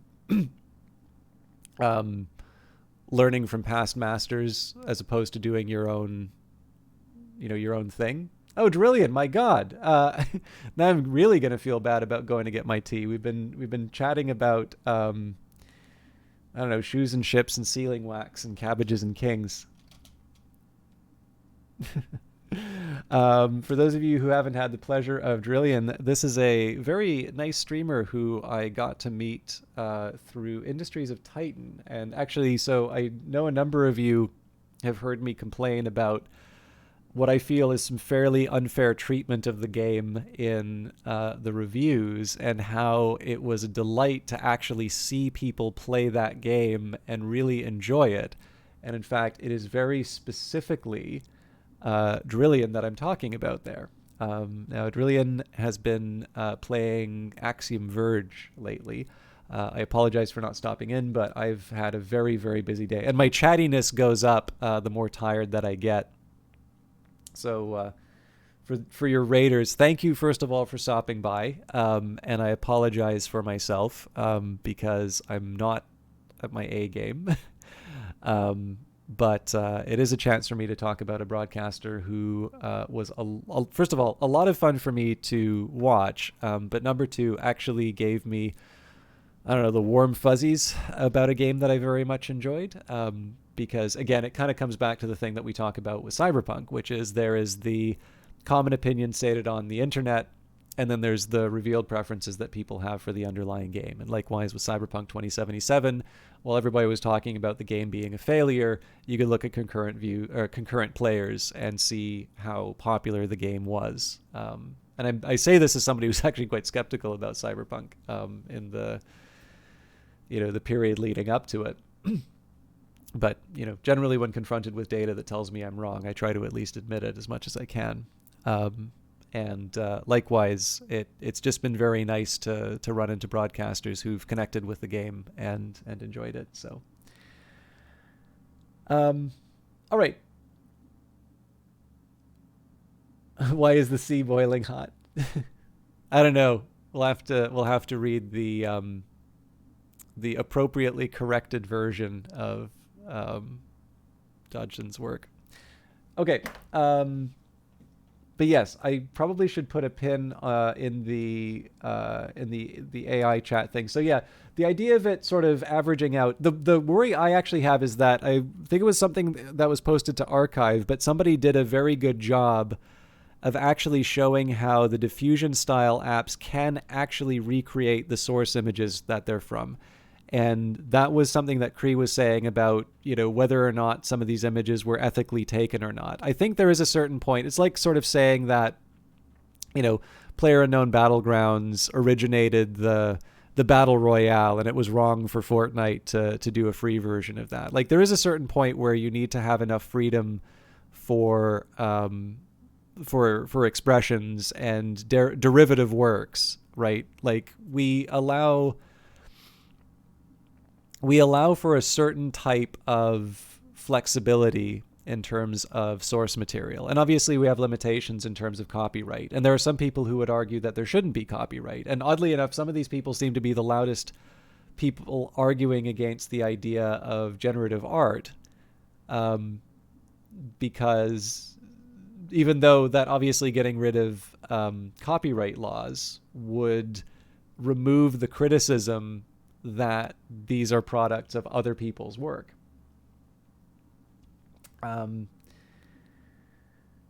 So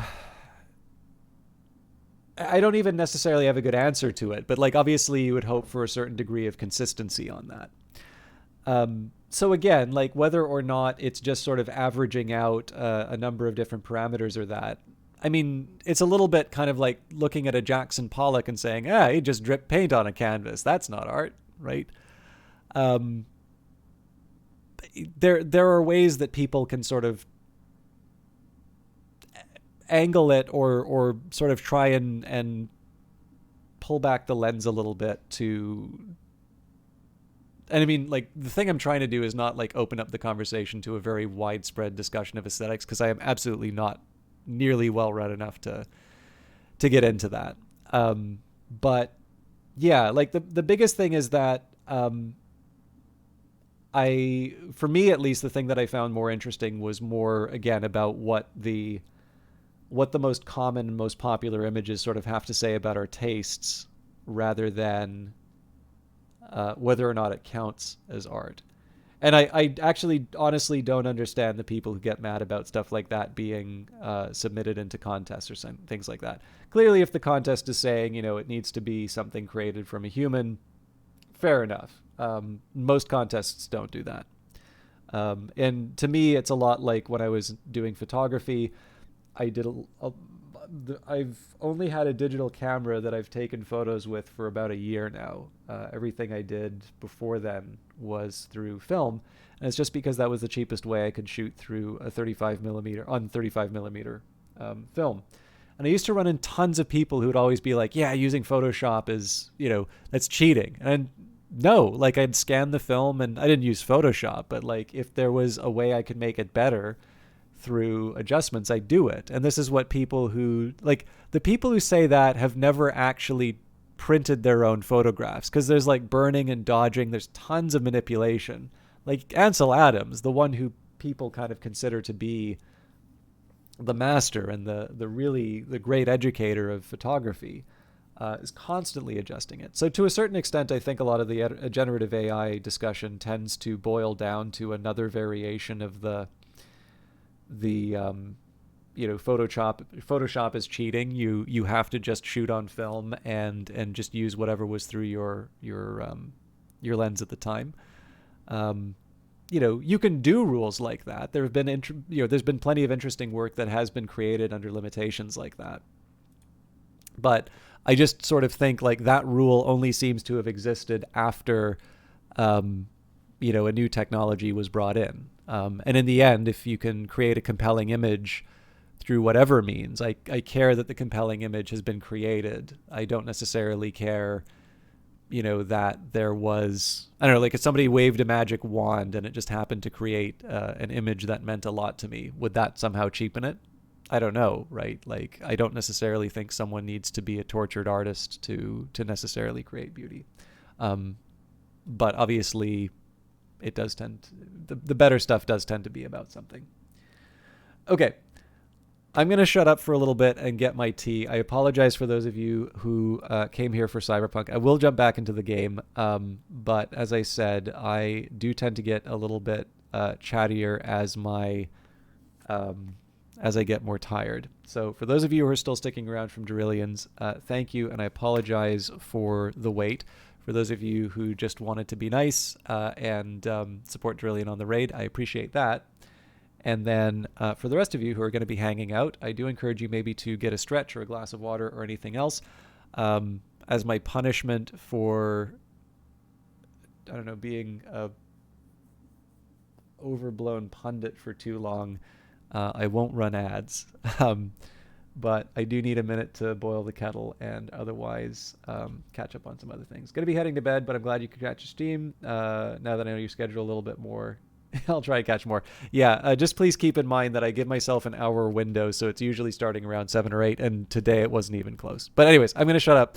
I will see you all in a little bit. Have a nice sleep, Drillian, and everybody who is heading off. I'll see you all probably in about 5 minutes or so.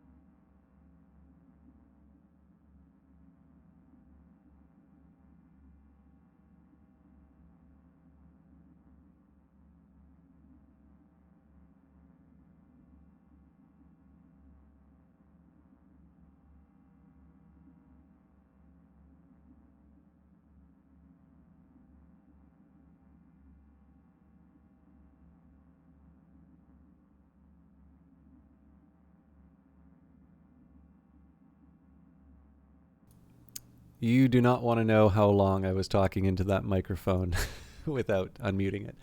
For those of you who are still here, thank you very much for bearing with me. We need to get Bugbear.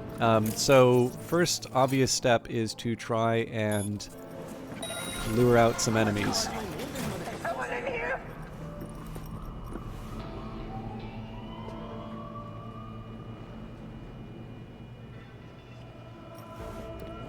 That's inconvenient. Yeah, there's no way that's going to work. Although presumably when they go back to their post, I should be able to nab them. Obviously in the real world, people never question... Fuck this! I'm out! That's the appropriate response. Thank you. Whenever you crouch in front of people like that, it never looks suspicious.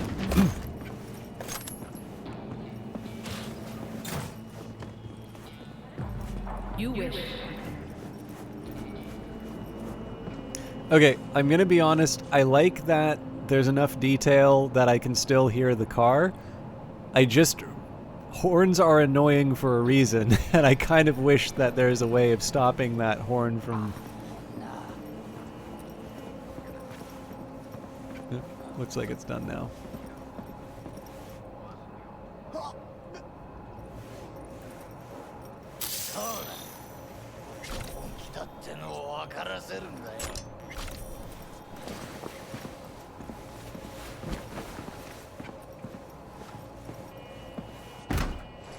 Horns back.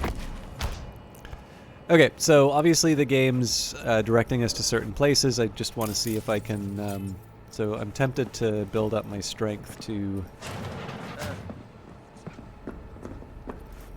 see what's behind the locked one.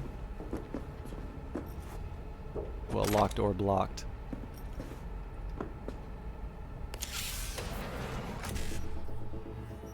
Alright, where are we? BD, either 2E9s. I think probably I want a BD... Huh.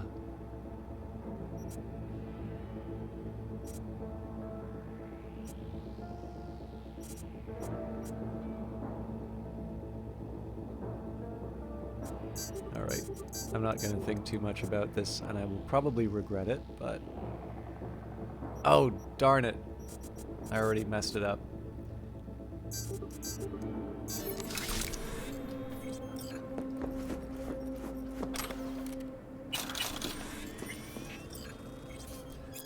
The Solos Manual by Morgan Blackhand. I've read this before, but let's get reacquainted. Think you've got what it takes to be a legendary solo, huh? Sure you do. Otherwise, why pick up this book? You're looking for respect, for fear, for a way to be on top. Maybe you've heard someone quote me about winning battles with only a glance before a single shot's been fired. Well, fine. I'll let you in on a secret. It is possible. And you can do it too, but only if you've got the guts to survive going to hell and back more times than you can count. Thousands of fights, millions of bullets, hundreds of gallons of blood, yours included. That's what you have to look forward to. And you'll need a solid ripper, one you can trust, one you can make lifelong chimbadas out of, one that tells you every week it's a miracle you ain't dead by now. At least that's what he'll say if you're lucky. Nowadays, every kid with big iron, a synth leather coat, and micro missile launcher thinks they're a hotshot solo. But you know what? Just because you killed a few goons with a smile on your lips doesn't make you one. Anyone can kill. I knew this rocker boy once who blew up a whole fucking platoon of corpo trash. Did that make him a solo? No, it made him dead. So, still think you got what it takes to carve your name into solo history? Good, then this book's for you. Some of you were around when I read the introduction to Snow Crash, which I still quite like. There was a follow-up book which I'll admit didn't quite hit for me the same way that Snow Crash did. It was called The Diamond Age, or A Young Lady's Illustrated Primer. I do want to read it again because my outlook has changed a little bit. And I think it would be interesting to look at that book with a fresh set of eyes. But I bring it up because Snow Crash is definitely considered to be a very influential book in terms of cyberpunk and just like the genre in general, but also it's the one that coined the term metaverse. And I believe that it was actually Neil Stephenson who gave I think a keynote at DICE this year or something like that. So I believe he's also working on so he's actually tried to work on a couple of video game projects, not always successfully. I actually backed Clang, the sword fighting project that he did. But one of the things that I find kind of neat, and this isn't really what Morgan Blackhand's talking about in the solo manual, but it's a neat little transition to what I think some people wind up calling post-cyberpunk, but I'm not well read enough to speak with authority on that. But the Diamond Age actually starts with what you would sort of think to be a pretty stereotypical cyberpunk anti-hero, who doesn't quite meet the same sort of story you would see. I'm trying to be somewhat coy about this. They have a very different kind of arc than what you might expect. And I kind of like that, just because in the end there's, the first time you do a story about mirror shades and people going into a virtual world, and again, like William Gibson was kind of felt he was following in the footsteps of William S. Burroughs, which is probably not the first name you would think of when you're thinking of origins of cyberpunk. The first time you do that, that's very interesting. And then, like 50 years later, when everybody's still dressed like it's the 80s and you're still talking about how the Japanese are buying everything up, it may be that all of a sudden we've cared a lot more about aesthetics and a lot less about what these stories are about. And so sometimes it's sort of nice to sort of shake people out of their complacency in terms of certain genres and see if there's something else they could do. Also, it's fair to say that the Diamond Age is not a cyberpunk book, and I think probably what happens to that character that I was mentioning is probably, I think more likely than not, probably the author saying, hey, just so you know, I'm doing something different this time. But I leave it to the readers in chat to decide whether or not the Diamond Age is worth reading for that, because I think it's longer than Snow Crash. But there is something kind of interesting. I do like the idea with the solo manual.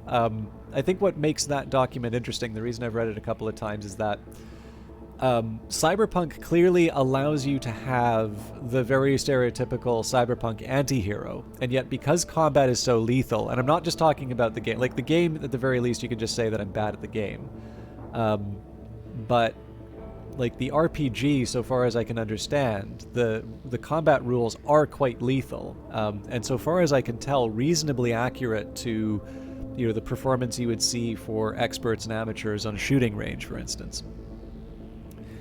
But what I find kind of interesting with that is that when you are in a very dangerous environment like Cyberpunk, it's a little bit like traveling, right? You can do very well for yourself if you learn to just be nice to people, even if you seem like the biggest badass in the area. Like, the biggest badass is not necessarily the one who solves all of their problems with violence. And in fact, you can develop a reputation such, this is the Blackbeard approach, right?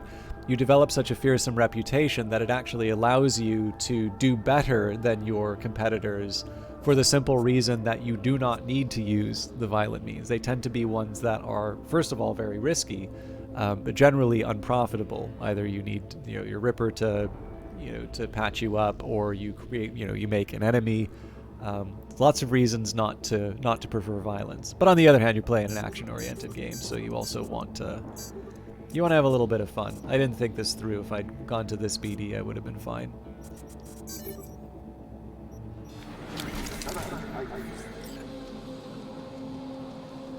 Although this is a chance for me to check in with people's tastes. Man, it's just like Pompeii all over again.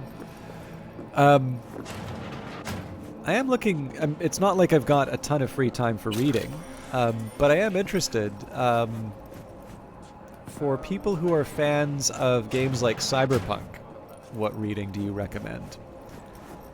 And it's totally fine if you do the classics, right? The Neuromancers and the Snow Crashes. But I am kind of curious because I do know that there are a number of readers in chat, and I'm curious what covers your Cyberpunk fix.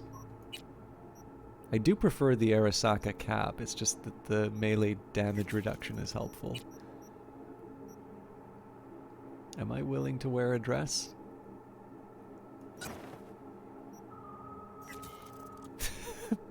I'm looking more and more like I'm in a space opera.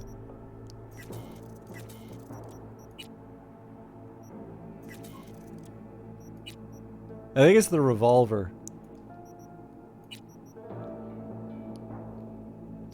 Oh, that's really interesting, Tikri. I don't know why, but I maybe it's just because of the fantasy stuff that you do, but I would have imagined that you might have been a fan. I'm sorry, that's just a terrible stereotype, I realize, but for some reason I was under the impression that you might have been a fan. I think I might have screwed up because there could have been an attachment that I just scrapped.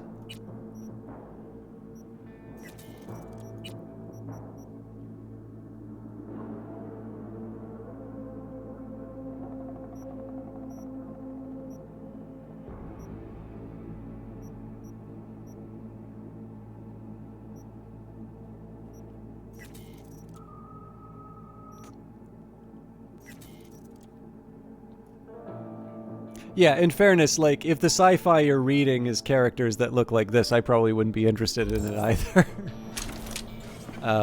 But I think The Man in the High Castle, again, I can't comment on the TV series, but that is a book that I definitely feel very strongly about. It's one that I really enjoy. High fantasy for sure is your jam, just don't care for the spacey techie stuff, very similar to your fantasy nonsense thing. Your brain has little relevance for all the new tech. Yeah, well, I mean, it's a little bit, I always sort of feel like, I sometimes like to, you know, maybe have a little fun with the idea of, oh yeah, the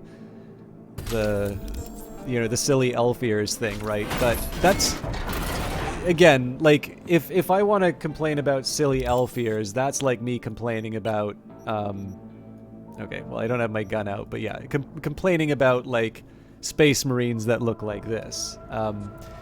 Now, you know, to the credit of books like that, they also tended to be this very aspirational view of the future and, you know, and technology and that. And we might have lost a little something. I think what some people will talk about is how stuff like the Jetsons or, environmental storytelling, right?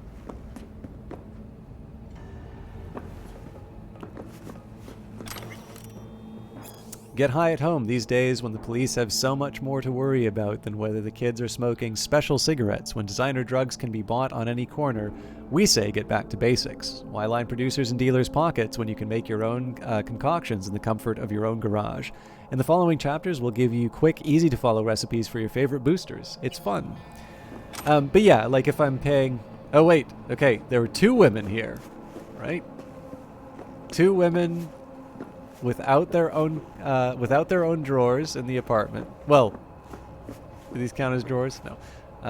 Without their own place to put their clothes, and they got angry and they said, "Wait, we want a place to put our." No, you know what?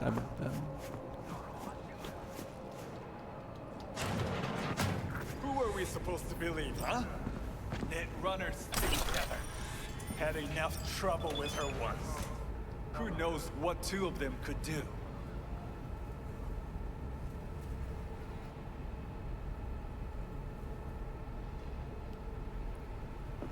Just a matter of time till she finds out she's trapped. Then she's ours.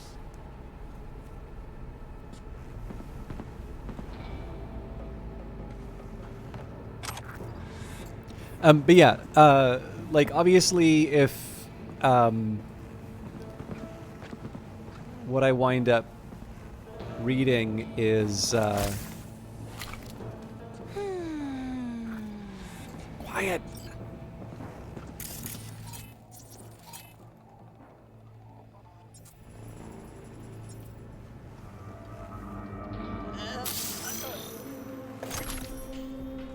If what I wind up reading is the, just kind of an equivalent to, the most generic fantasy story, low rent Tolkien or something like that, then I'm probably not going to be a massive fantasy fan. But I also think a lot of fans of that genre are going to be very disappointed in me. On the Neil Stephenson note, actually, I did really like the Baroque cycle, which definitely toys pretty heavily with things that probably, I don't know if they fall in the realm of fantasy, but definitely would fall in the realm of things that probably don't happen in the real world. And it is a little coy about it, which I appreciate. But I don't even necessarily dislike fantasy. It's always just been a question in terms of access for me.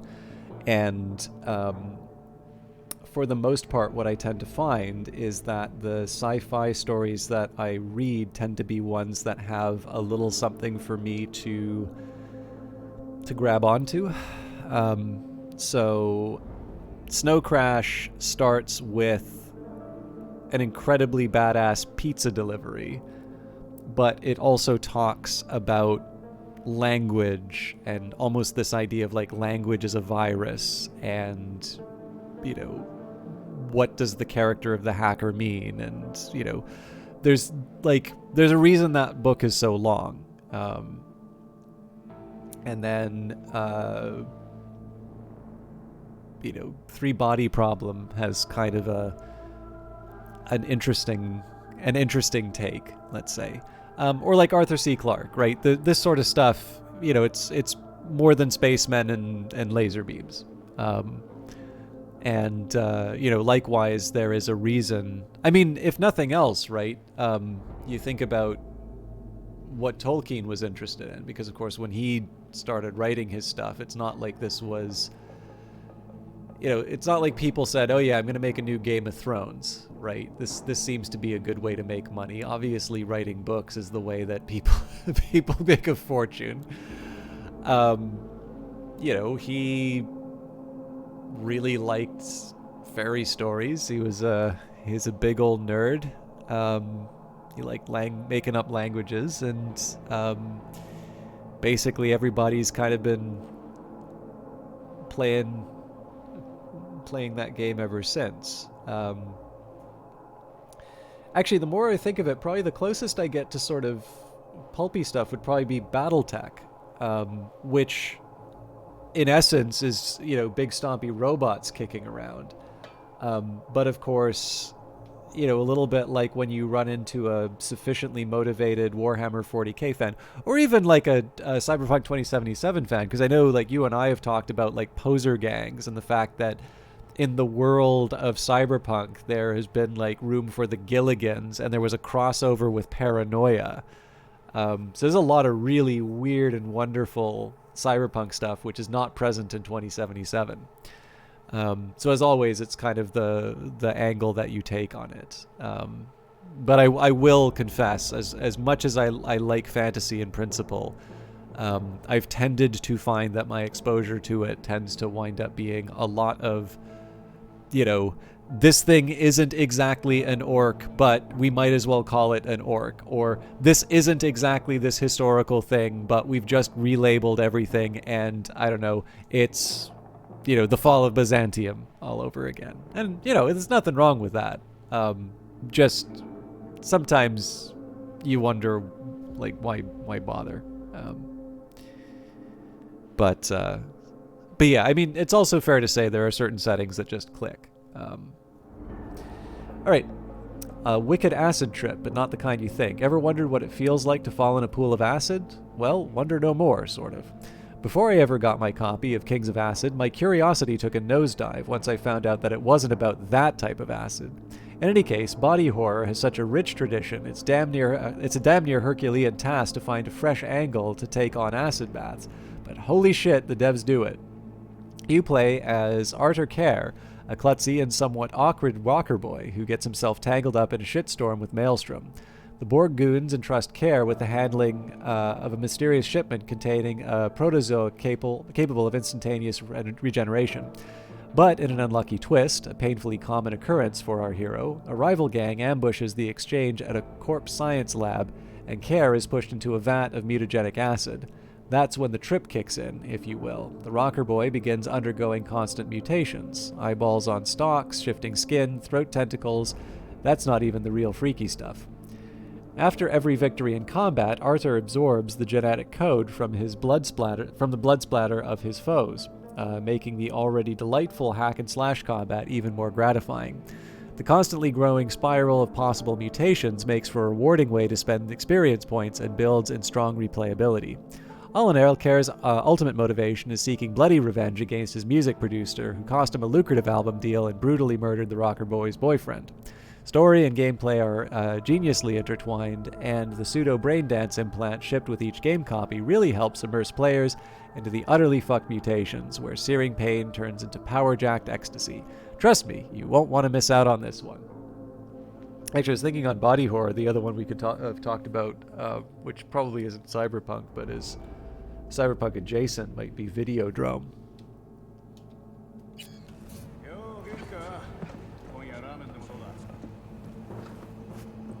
Should probably unhook her at some point. System temp 192, energy consumption 92, user status critical, do not disconnect, reduce body user temp, but I did. Alarm. Okay, went smooth with the van, good to go, but remember, cut the alarm for 15 minutes at 2:30 sharp. At 2:31 we need to load up, everything needs to be nailed to the nanosec. You screw up, I shred your ass. Chill, what's with the nerves? You need to remote hack the Kuroshi van in the interval. You'll have 10 seconds. Fuck it up and we don't get the warehouse. Got it? Be tight on time, but it'll work out.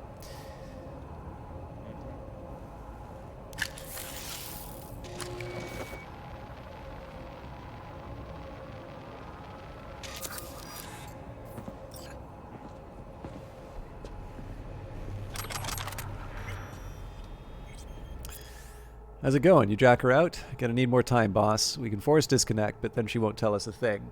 Gonna find someone who knows how Bugbear works, who knows her. We got any runners who had contact with her? I better just call you. Yeah, well, Philip K. Dick's a great example of this, because the science fiction he's doing is a little bit less concerned with getting the details right. It's not necessarily hard science fiction. And you know, it comes back to why I find the BattleTech stuff so compelling. It's not necessarily because it's, you know, sci-fi Game of Thrones. It's because generally they do a very good job of creating these characters who want things and find themselves in circumstances beyond what maybe they can handle. Like the sort of stuff that just goes into good stories, right? And you know, Philip K. Dick definitely has a very like he really has a talent for what I think probably in Hollywood you'd call the high concept, right? There's a reason why so many of his stories wind up as adaptations. Off the top of my head, I can think of Blade Runner, which is actually very much not like Do Androids Dream of Electric Sheep. There's the Adjustment Bureau, Imposter, Total Recall, which is We Can Remember It For You Wholesale, which I actually have on the shelf beside me. It's just a short story, but the collection started with that one. A Scanner Darkly. That's a really good one, by the way. If you like Keanu Reeves in Cyberpunk 2077, I highly recommend A Scanner Darkly. You have to like weird stuff, but I think A Scanner Darkly is good. I think Richard Linklater is a very good filmmaker, and I know you liked Waking Life, so if you have not seen it, hopefully that's something that'll speak to you. I'm missing more of his... Oh, Minority Report, like one of the best adaptations of his stuff. I mean, these are all old movies now. I'm sure there's some newer ones that I've missed out on. Oh, yes, of course, they've done the TV adaptation of Man in the High Castle now. But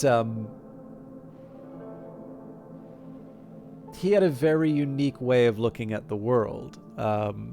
And in fact, I would argue that probably one of the things that you're picking up on is that I don't know if he was explicitly inspired by sort of by Gnosticism or, some old Christian traditions, but he definitely was picking up, is definitely picking up on a lot of, I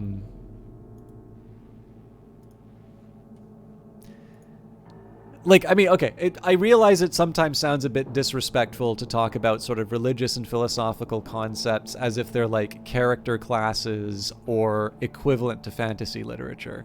But for the sake of the discussion, acknowledging that I am oversimplifying here, he really does seem to have believed that. Like, I do know there is, like, his very long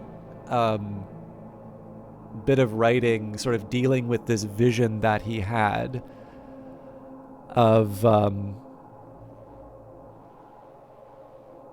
I don't know if this was a genuine belief that he had or if this was just in one of his books, but like this idea that we were in 70 AD and that effectively history is this deception that sort of demons have put in front of us, and that this is effectively the only way that they can prevent what is ultimately the second coming.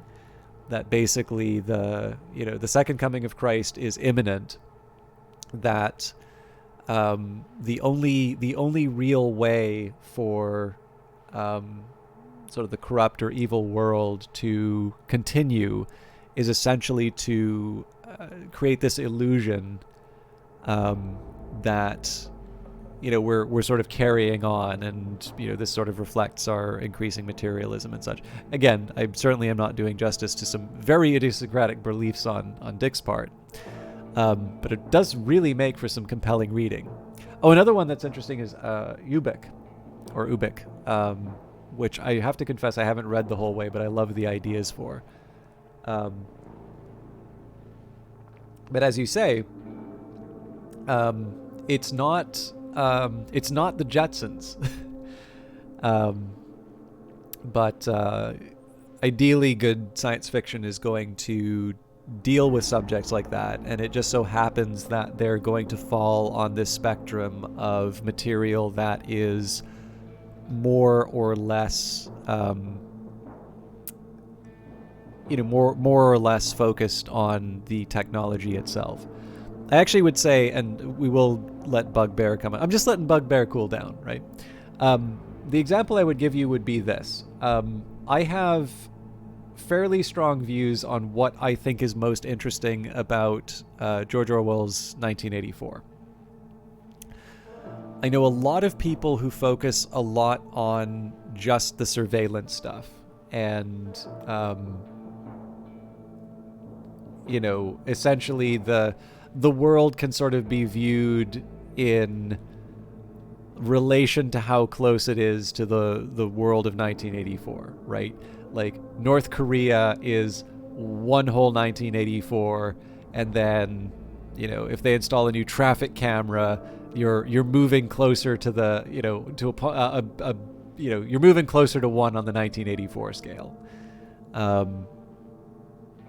and as with anything, right? If you're a citizen in a free country, you do want to ensure that you're retaining freedoms. You want to that you are protected, and that people are able to flourish. And part of flourishing does essentially make sure that people are safe. And so obviously, it's the reason we have police. It's the reason why we have certain forms of surveillance and such. But clearly, that is not a blank check for anything. And usually most of our discussions of civil liberties tend to be focused around where that line is drawn. But what I think is far more interesting about 1984, and the thing that makes it, I would say, more relevant than ever, is not so much the idea of video cameras and the party. It's much more about how you think in places like that. And like all of that stuff, about the destruction of words and the character of Syme and the, Newspeak dictionary and that, like he's not world building when there's a Newspeak dictionary at the end. There's a point, and it's also not coincidental that there's a lot of images that appear in politics in the English language that wind up showing up in 1984. And I just ultimately think that it is a far more satisfying read. You also get to pick up on the more of the humor in it if you don't think of it as an instruction manual for building your own North Korea. But when you think about like what it is to live in a place like that, what it is, how people treat each other, what sort of rebellion looks like. But particularly the idea of how it shapes your thoughts and even what thoughts you can have.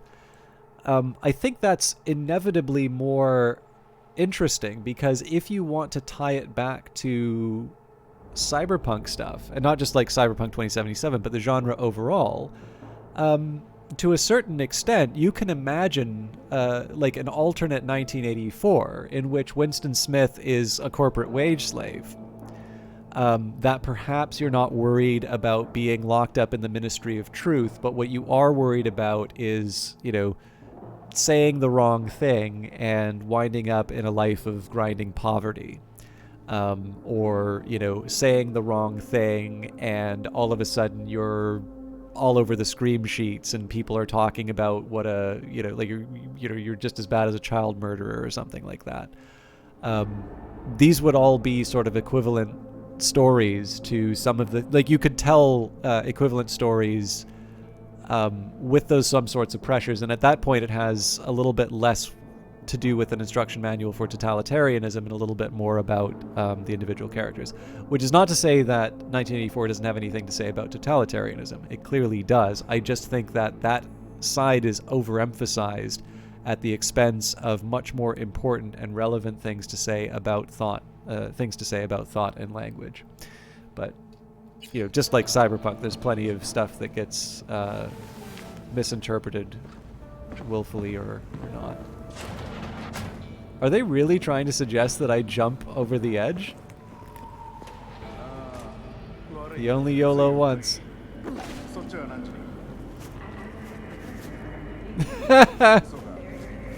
Sorry about that.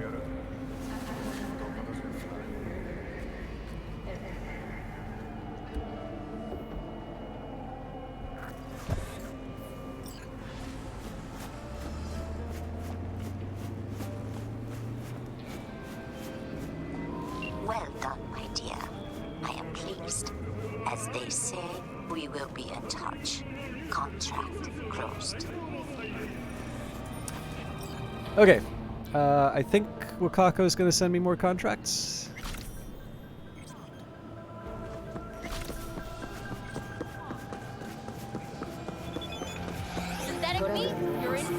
Well done, my dear. I see that you treat your work seriously. Not only have you earned my respect, but those of more serious clients. I leave the best contracts in your capable hands. Treat them with respect.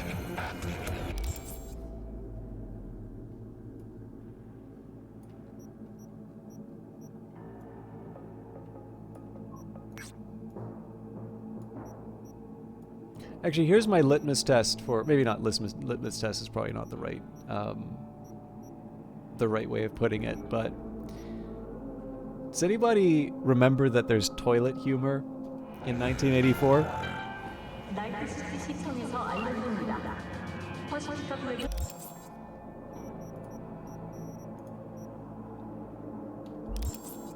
HCD 관할 지역에 속하지 않습니다. 이유를 막론하고 퍼스트타임은 출입하지 마시기 바랍니다.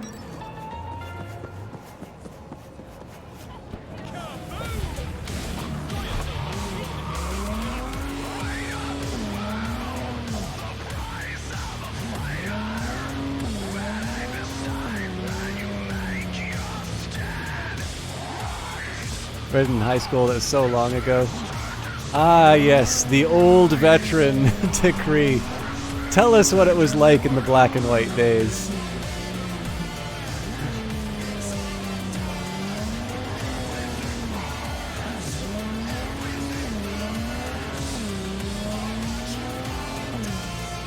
I totally get it though, right? Like, I don't think I had to do. I think I had to do A Brave New World, and my English teacher was quite insistent that we not read both.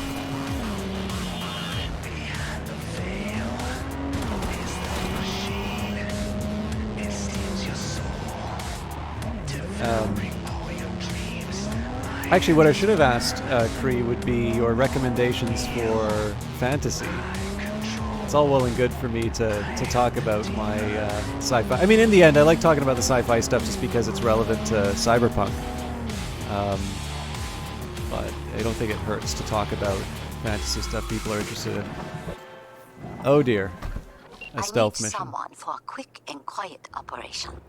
It involves planting bugs in a heavily guarded area. You have the brief. Read it. I don't know. I don't think it counts as crazy. I think it holds up. Like, I like Orwell a lot. It's hard for me to say that I think he's like the best writer I've ever read, but I care a lot about what he has to say. I mean, how many times have I read the Tea essay, for crying out loud, right?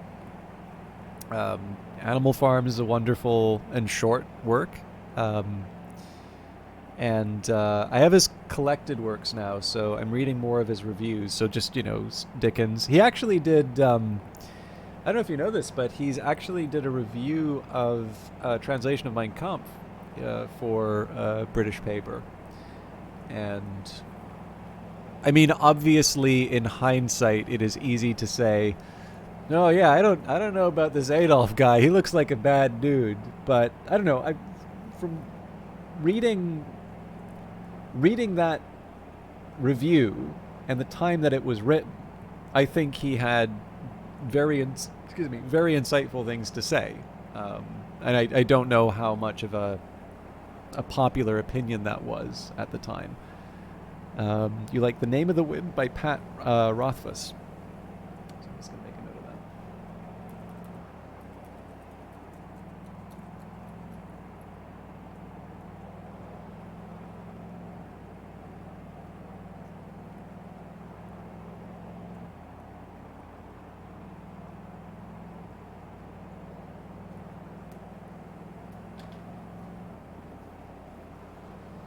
The person should not stray from the road, and the tiger should not leave his mountain steps, or misfortune will find them both.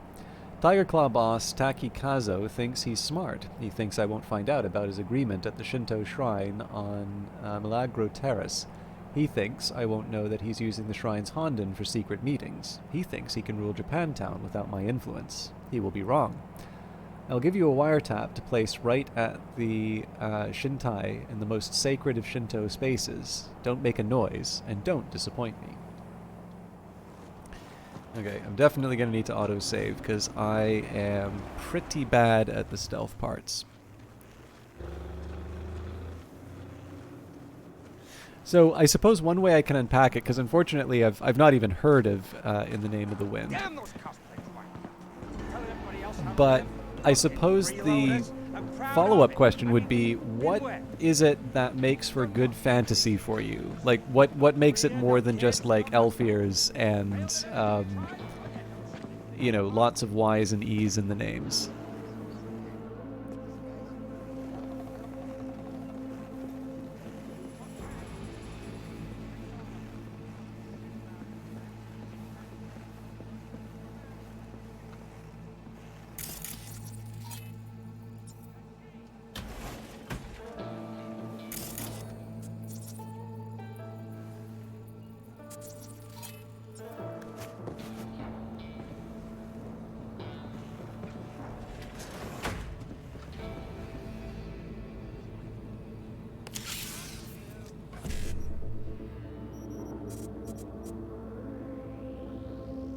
Actually, I've got the answer. I might have said this already, but the way you can get into science fiction is just replace, you keep the elf ears and just call them Spock ears.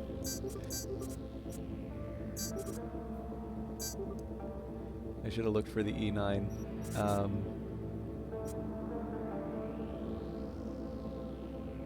I don't think this is gonna work for anything, but I can at least hit the BD E9. I like the big stories that can be told, and you like the drama, and fun magic systems are cool to think about. Oh, okay, so I was reading about this one of like this orphan who like lives in a cupboard under the stairs, and he's brought to this special magic school. Have you ever heard about it? I've actually not read that fantasy series.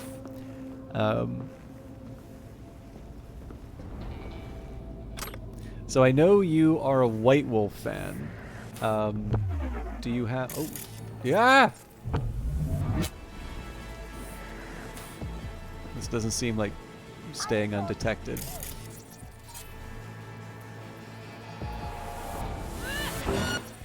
You kidding me?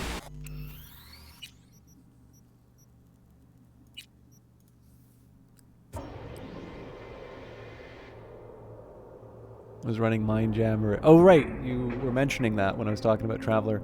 It was so hard to be like, yeah, of course there's some technology that is readily available to solve the problem. No sway. I feel like fantasy's harder, especially with harder magic systems. Oh, yeah. Well, okay, so that's kind of interesting, right? Because I totally understand where you're coming from. And yet I actually feel the exact opposite. Like, again, the least interesting thing would be to just, like, contradict, right? And yet I feel like, to a certain extent, I almost feel like that, to me, is the fantasy problem, right? If magic exists, then, you know, all bets are off. You need to come up with really clever ways to get out of problems if people can, like, turn invisible or, you know, or have amazingly powerful tools. And, like, obviously good stories deal with that, and they come up with situations where, you know, I mean, this is why comic books are still able to tell stories, right? You have these superpowers, and it turns out that the presence of superpowers does not actually get past. I mean, at least for really interesting comic stories, you know, sometimes they can't even get just past inherent qualities of people, and sometimes they will accelerate those problems. So Watchmen isn't necessarily about superpowers, but it's definitely fair to say that the heroes in that story are people with very human problems, and ones that are arguably accelerated by their sort of privileged position as heroes.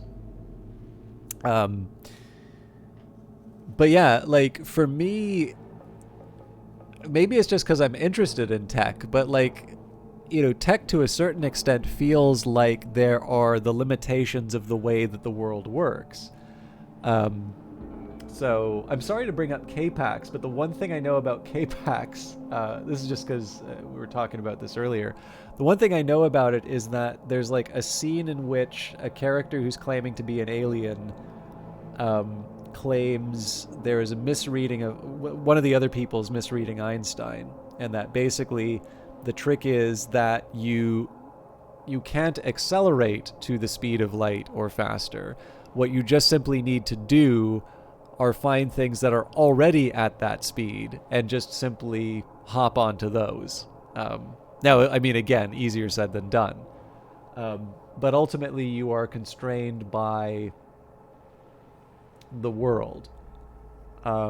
This is actually why I thought Mage's magic system was so interesting, because essentially you have this unconscious understanding among, you know, humanity that maybe just has given up on its bigger ambitions, right? Like, this is kind of an interesting thought, right? Because it's like, well, why was it we were able to do things like the transatlantic cable, and, you know, now it feels really hard to, like, build a wind farm or, you know, build a nuclear reactor or something like that.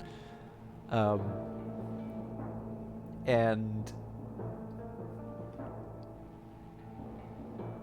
you know, there's just so many interesting storytelling possibilities that come out of this system, where it feels like, to a certain extent, in Mage the Ascension, it is really your imagination that will be limiting you in terms of sort of what spheres you'd need to sort of approach to do the thing that you need. And yet, you have to contend with this upper limit as to what mages can do, just by virtue of how reality is constituted. And then, of course, you've got a group like the Technocracy, which is essentially practicing magic, but practicing it in a very different form.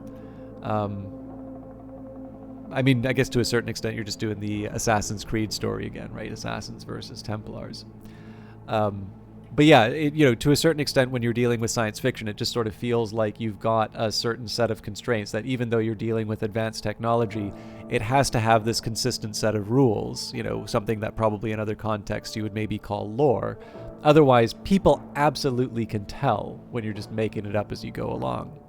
And then my assumption would be that with generic magic, well, again, like, you can, I cast the spell of super speed so I can deliver the pizza in 10 minutes or less, right? There's very uninteresting ways of doing magic. But as you say, harder magic systems clearly, well, actually, tyranny plays with this in an interesting way. Magic, the tyrant of tyranny practices magic in the form of edicts, and it definitely seems to be the type of thing where the edict holds power because people believe it holds power, and of course, because you are dealing with this, this single ruler that has conquered a region by force, there's interesting implications about what's being said about that magic and the seat of the tyrant's power.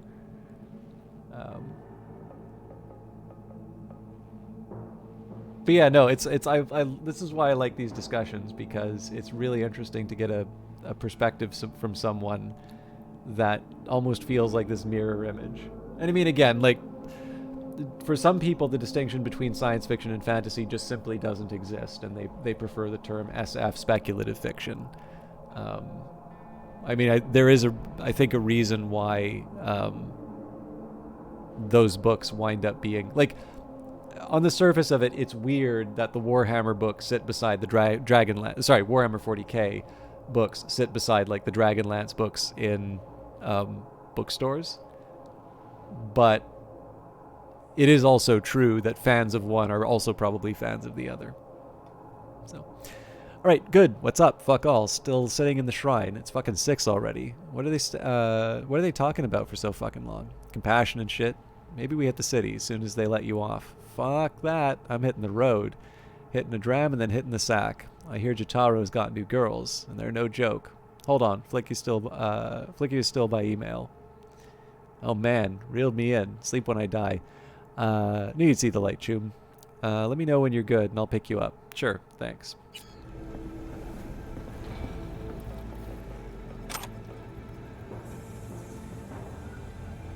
Lovely. I'm going to do the remote takeover, but heavy traffic, but all's normal. No suspicious activity, and the Hondon is clear. Meeting can take place.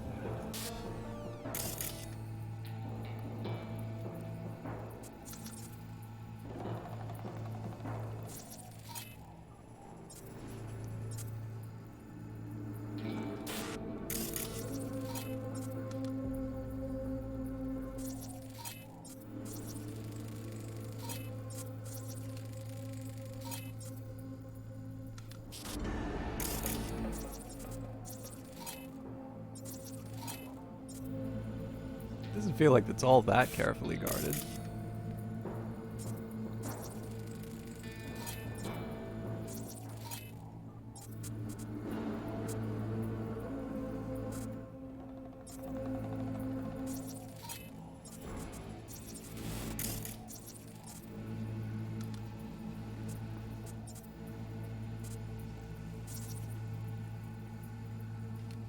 I'm not sure how I tag that person, but there is definitely a guy that I haven't accounted for in my scan.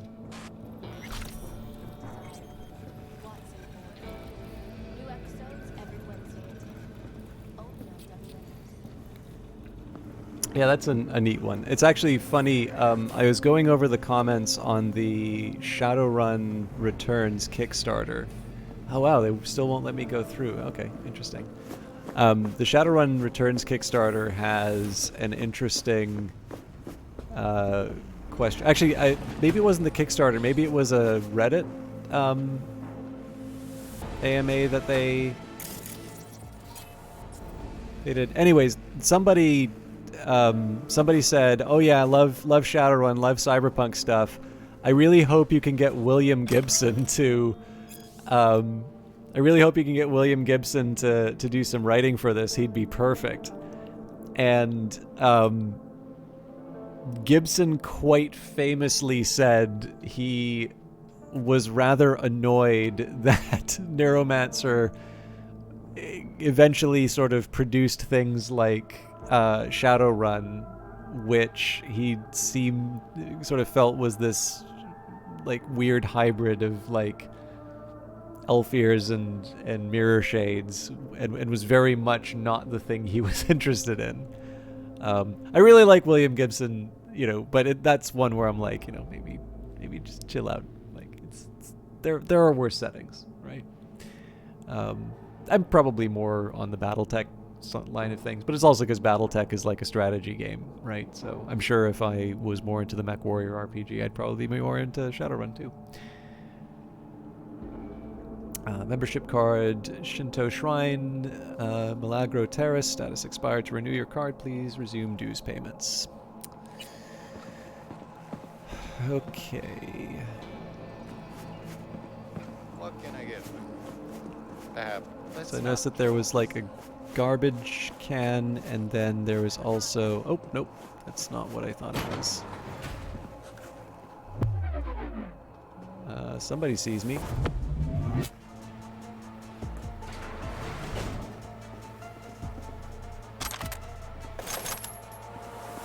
What kind of temple is this, anyway? This needs to stop. We guard the temple while you invite in more gang thugs. They stink of death, yet you allow them in to corrupt our sacred Honden. Their words are lies. Their lives are an embarrassment. It's as if they exist only to deny Kanagara. Look within yourself, and you will see that I am right. Hidemasa. Alright. I'm actually going to look up... Sorry, I'm not sophisticated enough to be familiar with these terms on their own.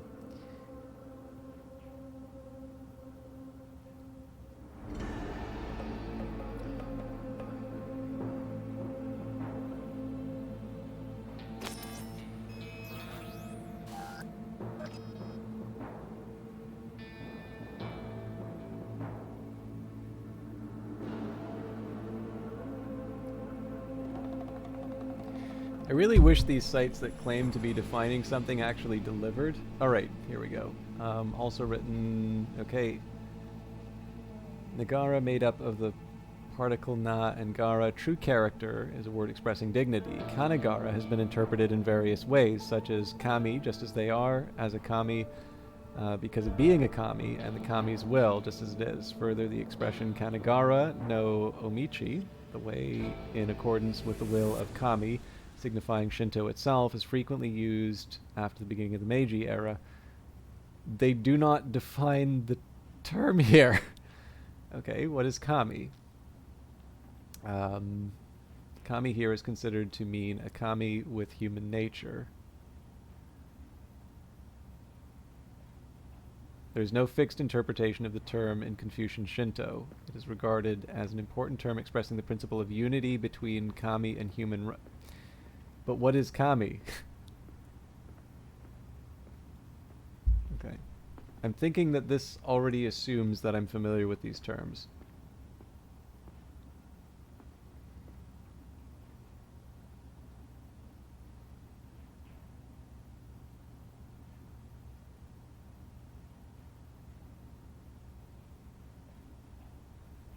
Okay, deities, known as kami. This is closer.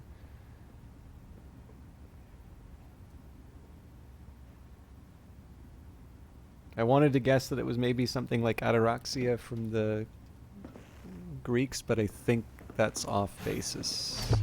No.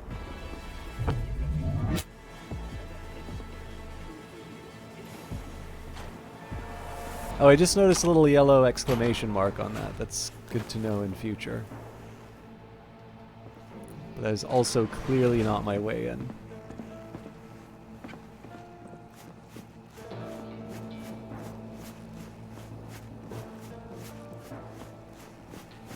So I really just took the dumpster as a signal that maybe there's a box there, so I'm just trying to think of ways to dispose of the bad guys without too much attention.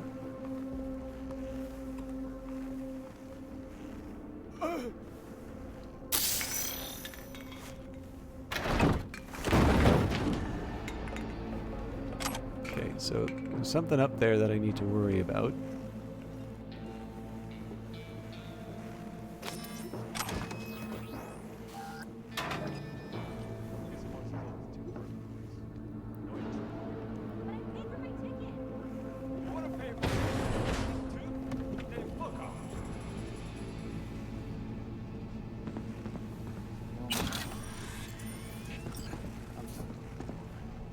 You're not going anywhere. Our orders were clear. BD1C1BD. So I want 3 BDs after that. Yeah, got in here. Real important fucking word. So either I need to walk past them, or I need to take them out. I do notice they tend to walk after their dialogue. Yep, they're walking. There is a question in terms of where I put the bodies, though.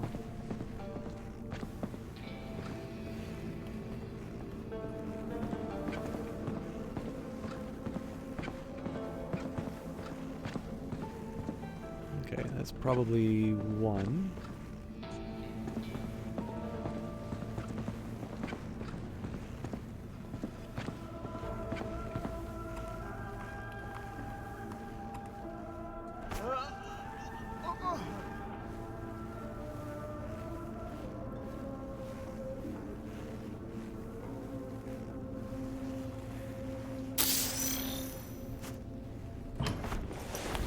I don't know if there's room for another in there. Yeah, the red light tells me no.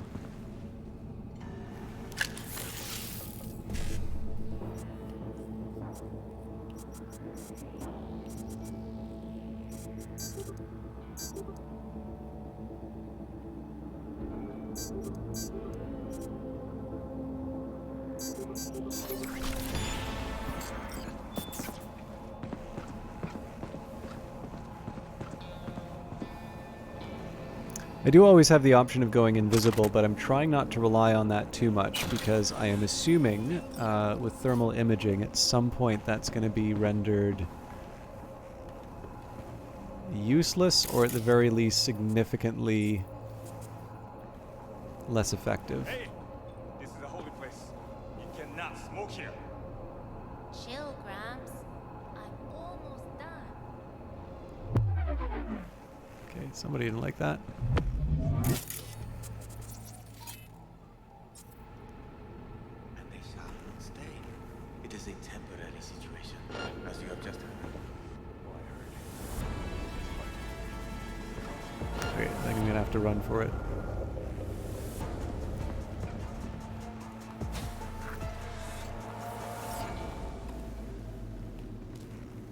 How I get out is a whole other question, but... Teachings of the Temple, excerpts. The welcome truth that sleep and death are twin sisters, beneficent, healing, and vivifying is gradually making its way through the scientific as well as the religious world, bearing on its Winos faith and trust in the fundamental lays of life which underlie all phenomena, and casting down forever the great Moloch of fear which stands at the gate of all men's minds, ready to devour each child of hope which has been conceived and born in the joy of life. Time and space are annihilated in dream life because of the rapid action of the energy of mind when freed from bonds of matter. Life in a state of dream is a foretaste of what life may be when the coarser grades of matter, which now hold the embryonic God-man in bondage, are refined. And the energy, which now must act under all the difficulties man has ignorantly thrown up by unnatural, unwise methods and practices, through countless incarnations, will then be guided and controlled by the higher or spiritual will of man, for the perfecting of a body is as much superior to the bodies of the present races of mankind as the latter are superior to those of the animal creation. Is that clear to everyone?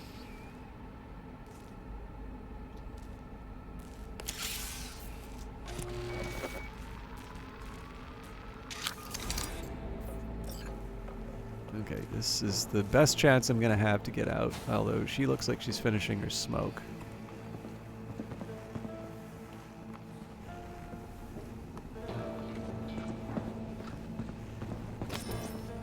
I am kind of amused by the stealth missions that allow you to sort of toss people into, like, cupboards. Like, so obviously the reason you want stealth for a mission like this is, you know, you don't want them to know that the area has been bugged. But clearly a guard waking up in a cupboard having just been attacked is more or less going to communicate that your secret place has been compromised. But I'm certainly not going to ask for these things to become more difficult, so.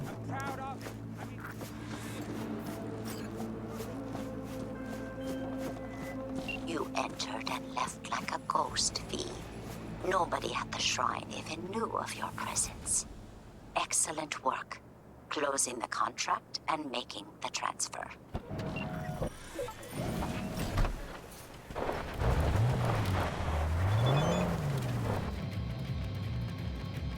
One more thing, you performed the task with flying colors and surpassed my expectations. You will find my additional reward at the drop point.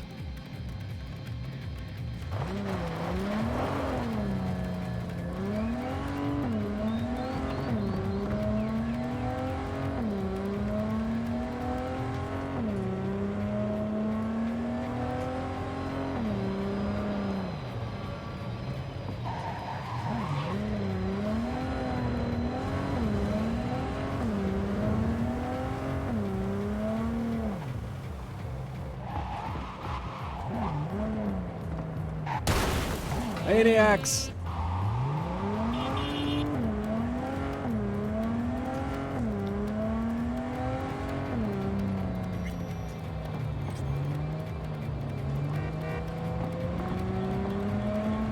It's funny, when I was driving the Delamain, I never did stuff like this. I always wound up being relatively careful.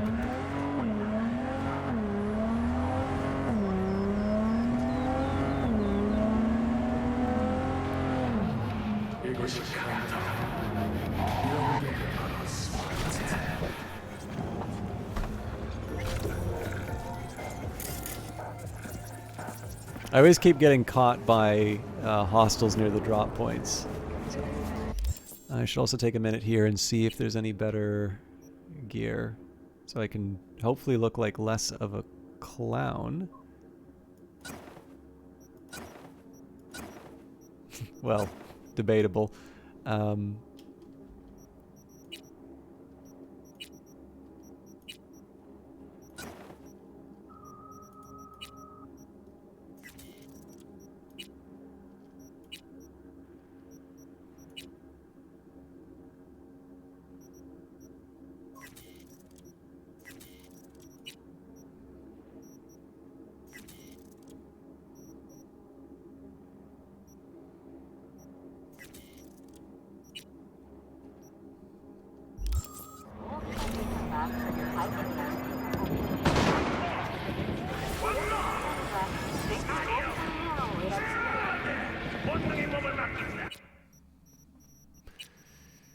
I usually sell off the booze, so we've probably picked up a few. Bolshevik vodka, Brosif lager. I'll keep the burritos. Trisco, alcohol, no bullshit.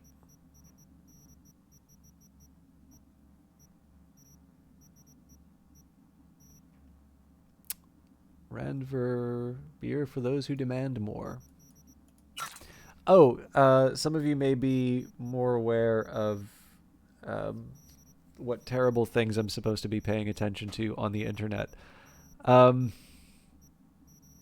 saw boycott Heineken trending. What did the beer people do? Does anybody know?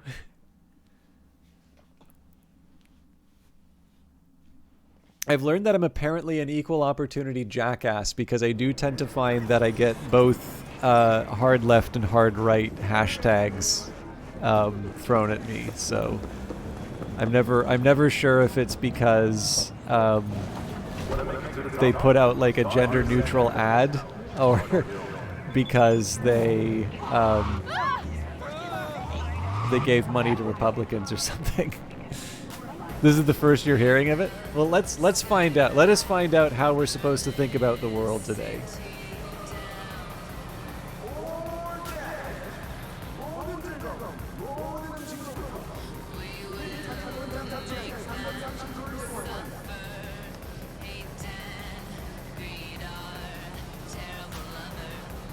Oh man, it's like the top trending on this.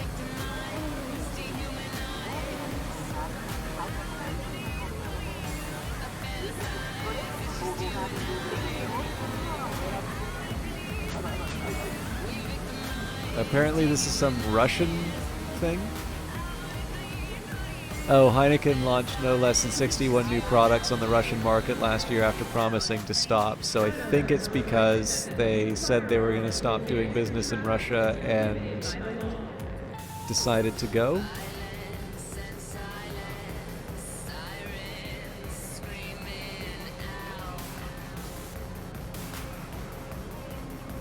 Yeah, that seems to be it.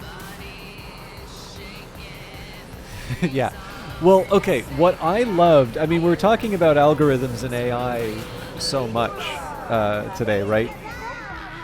One thing that really interested me was the annoying car guy, obviously. Okay, so here's one thing that I do like about being a nobody streamer. The fact that you can be the wealthiest man in the world, at least on paper,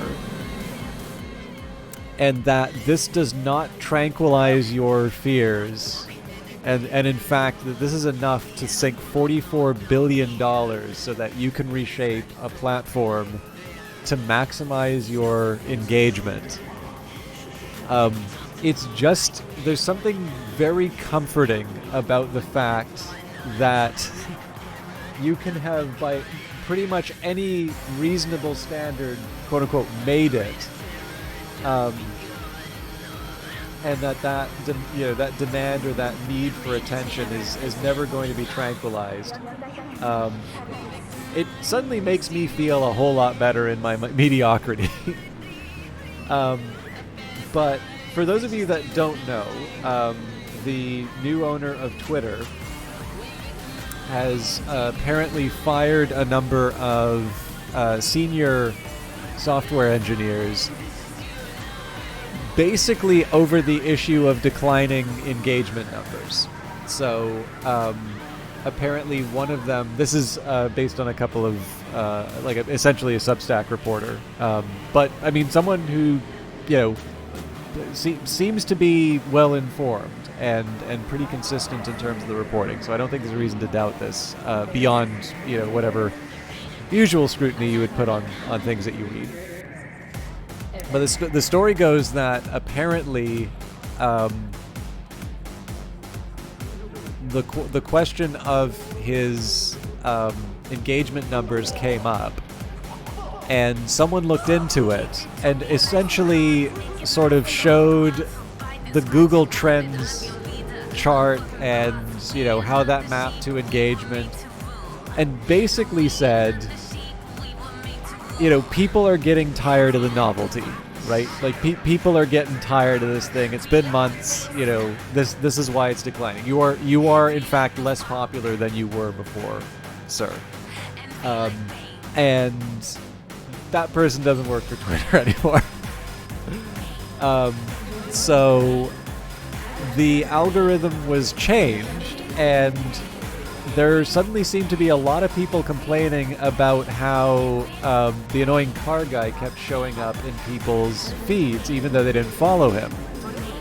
I think this led to a bunch of people blocking him or something like that. But basically what happened was there's like a the story of this goes that apparently the team got together and created this super user class that has exactly one member, the owner of the company now. And it essentially gets this priority placement in terms of the feed.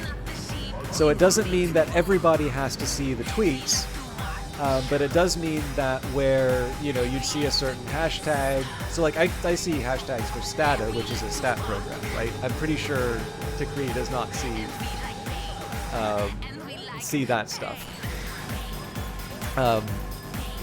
Now, whose Twitter is more interesting? I think we also know the answer to that. So, but anyways, long story short out of all of this is that I found out about this because people were complaining about it. And what I noticed was that even when I switched to the algorithm-heavy version of Twitter, I was just not seeing him. And my hypothesis for this is that I do follow a lot of people who will do the "oh my god, can you believe what this guy just said" type of retweet. And so I suspect what's happening here is that this is just another question of revealed preferences. That in the end, there is some amount of the annoying car guy that these people want in their lives based on what the algorithm says. And so the reason why that change worked for them from Twitter's perspective was that they were just amplifying something that had a lower value before. Were they annoyed by it? Sure. But the reason why they were in the system to have a tweet like that recommended to them in the first place is because of their prior engagement, even if it was outrage.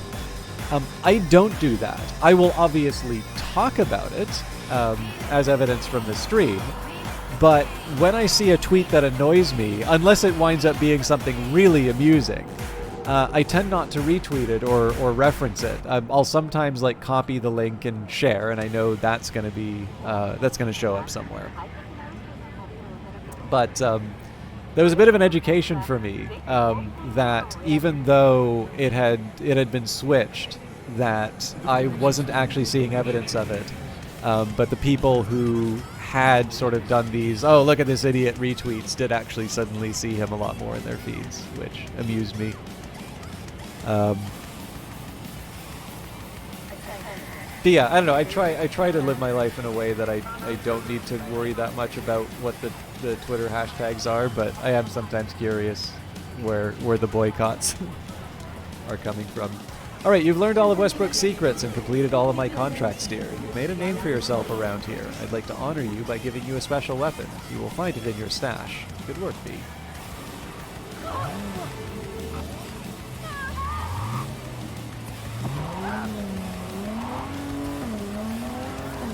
I too am looking forward to become the future Mr. Wakako.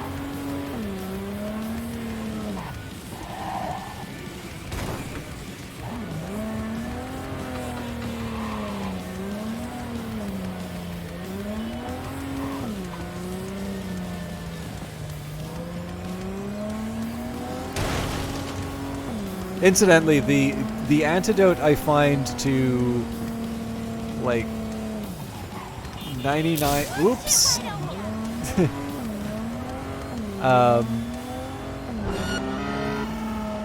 the answer to like 99% of the stuff that annoys me on Twitter or any social media is to just repeat quietly, nobody cares about this nonsense. And more often than not, that actually that winds up being true. You know, maybe I should just lay low for a bit.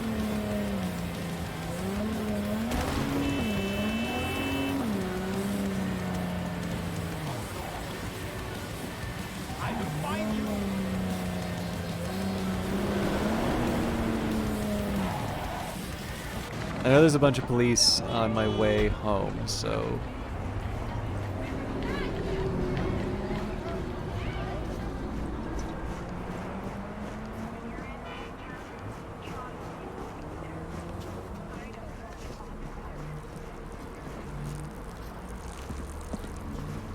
My God. They thought of everything. I'd crouch down, but no.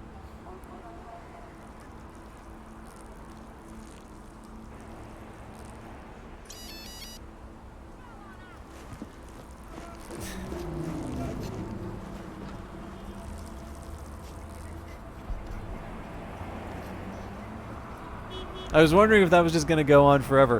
One of my favorite moments in like a fine dining place. So I got a couple friends in Vancouver, professionally very successful, become sort of, they say they've just recently become foodies. I kind of feel like they've always sort of been foodies.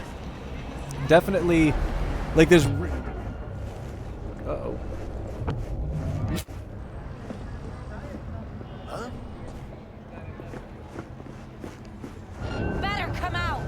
Yourself up. But I'm not being looked at by the police anymore. That's the whole reason why I avoided them. But yeah, I don't know. Like, there's 2 times that or 3 actually. Third one I'm not going to talk about. But like, if I was at a rap party for something, I'd usually wind up in like a club or like any film industry thing. Like, inevitably I would wind up in like clubs or restaurants where I look around and I'm like, yeah, I absolutely do not belong in a place like this, but whatever, right? You take the opportunities you're given.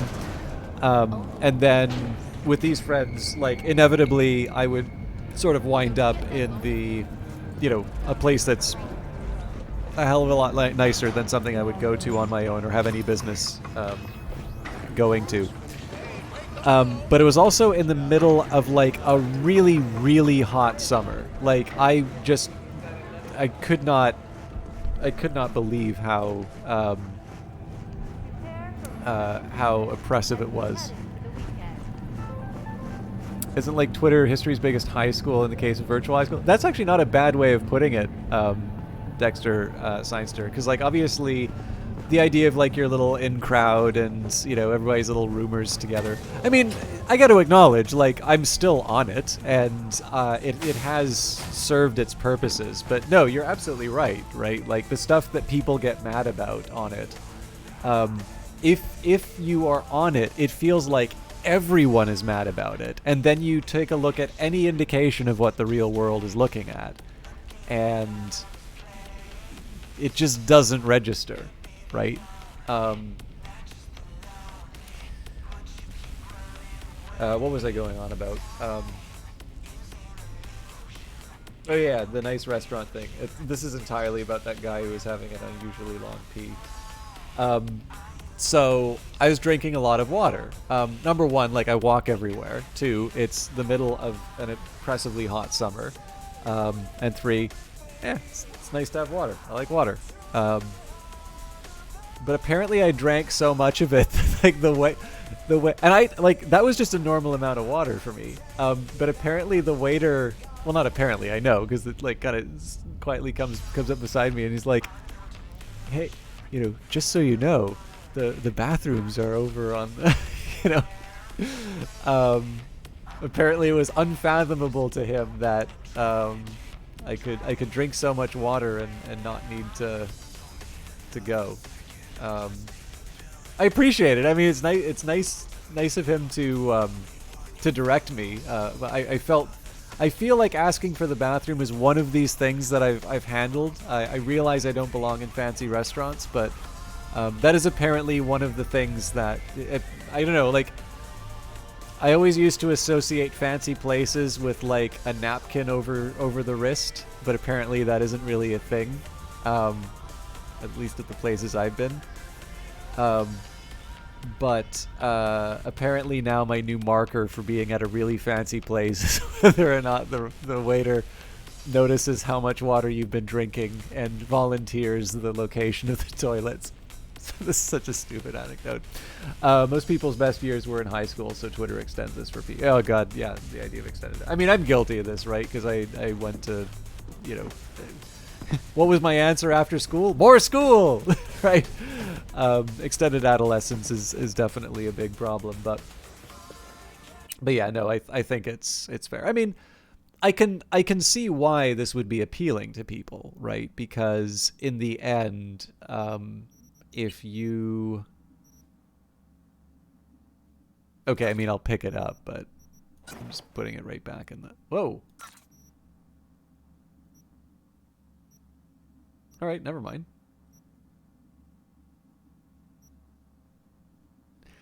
I kind of feel like high school is the last place. I mean, this is just, dime store psychology at this point, but I guess like high school is probably the last place where you have this, like, there's the order in the hierarchy that you have, right? Like there's a set of very carefully defined, or not very carefully, but like sort of, there's a set of rules in terms of who's popular, like who's in, who's out. The work that you need to do is well defined, right? There isn't a correct or not a correct answer on the tests. And while that can be extended in terms of university, not everybody goes to that. And then you could also argue to a certain extent that those systems exist in a workplace, except that some types of work will have ambiguity. I also have a suspicion that because success in the workplace is also associated with other forms of success and sort of social status, and that that if you're the sort of person who peaked at high school, right, like, you were good in your big fish in a small pond, for your football team that's never going to ever amount to anything. Obviously, you're going to cling on to that in any way of carrying on with it. Now, I don't know, like, does that fully account for people's behavior on Twitter? I don't know. I mean, I do just think we probably have a particular way of thinking about things, and we tend to curate a certain type of experience for ourselves, and that will lead us to a misapprehension about what the rest of the world is really like. But let's be honest, right? There are a lot of smarter people who have looked at this problem. I'm certainly not. I have my opinion like everybody else.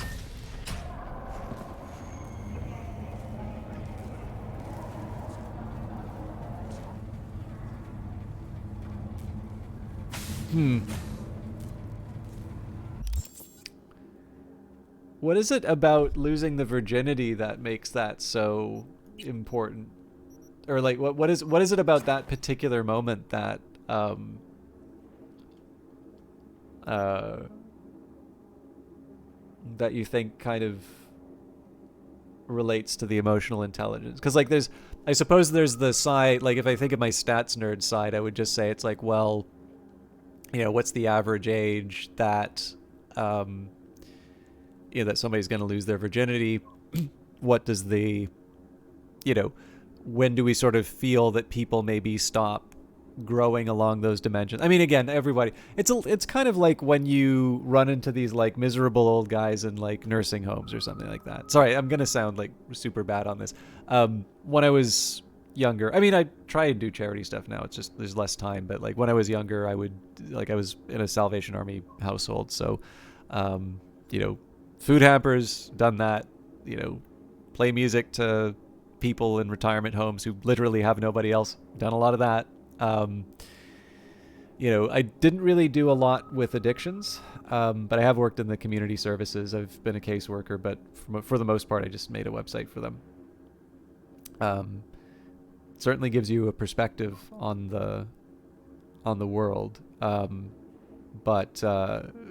But yeah, like this idea that people get, more unkind as they get older, or they become more conservative or something like that. I kind of have this feeling that people who are like boring and cranky, when they're old were like that when they were younger. I mean, people can change, obviously, but there's certainly a number of people who, I don't know, gave up, stopped growing. But yeah, no, it's an interesting proposition just because there's a few different ways to kick around it. Because then I also sort of think, well, what's another thing we could say? Well, if, the average age of losing your virginity has gone down over time, or maybe up, because I mean, obviously, I think the data now is that basically people are having less sex, and they're lying about it more. Like, there are not enough condoms sold to even remotely match the amount of lovemaking that people are claiming they're having, both men and women. Acknowledging, of course, not every act is going to result in... You get it. That, like, the numbers don't make sense at all. People are absolutely overstating that. And again, for guys, of course it makes sense they're overstating it, but everyone is. I suppose you'd also probably say the rise of the dating industry probably has indicated that there's that lack of attachment as well, but that's a whole other trend, which I don't like. I'm terrible on these topics, so I don't know what I'm talking about. But yeah, there's that interesting idea that, if you're seeing just this increased level of emotional immaturity on people, and this correlates with again, when you're talking about their emotional intelligence being attached to when they lose their virginity, if that's decreased, and it explains why we have a number of people with low emotional intelligence, that would be an interesting trend to look at. I have no prior as to whether or not that would turn out, but it's a neat... Whenever somebody makes a proposition like that, it's always kind of neat just to kick it around in your head and see what the implications are. I'm also just too immature to think seriously about this stuff anyway, but it's an interesting idea. I also just think, to a certain extent, I don't know, people have been told, like, I don't want to sound like some Republican, like, bah, the kids are coddled too much nowadays. But you really do have a lot of opportunities to only hear what you want to hear, right? And this will be everything from, like, just more variety in terms of television. So, you can pick the channel that speaks to you the most. I can curate my friends list. Obviously, I have Twitch. So, I have my little environment where, I expect people to come into chat and tell me what a genius I am, and anybody who doesn't, I can ban. It makes it difficult for discussion, right? Because obviously I have the ability to use my voice in communication, whereas I'm only responding to text, and so that sort of puts people at a disadvantage in terms of communicating an idea. But you can definitely build a very sheltered life for yourself, and you can also see to a certain extent that that level of specialization, I think, is true for a lot of different things in the world. So another example I would offer of this is, like, in the political realm. I don't really need to care that much about my neighbors, right? My neighbors could have completely different politics from me, and I more or less outsource the problem of having to get along with my neighbors to politicians, who are the ones who actually have to worry about, like, compromise and, making sure we all don't kill each other over very trivial differences. And, this kind of becomes interesting because I have noticed, at least among a subset of people I know, they are increasingly less tolerant of compromise on the part of politicians, right? They essentially want people who only vote their way. So I wonder if I'm going to be attacked by the police now. Oh, they're still on the alert. I don't think they're supposed to behave that way, but...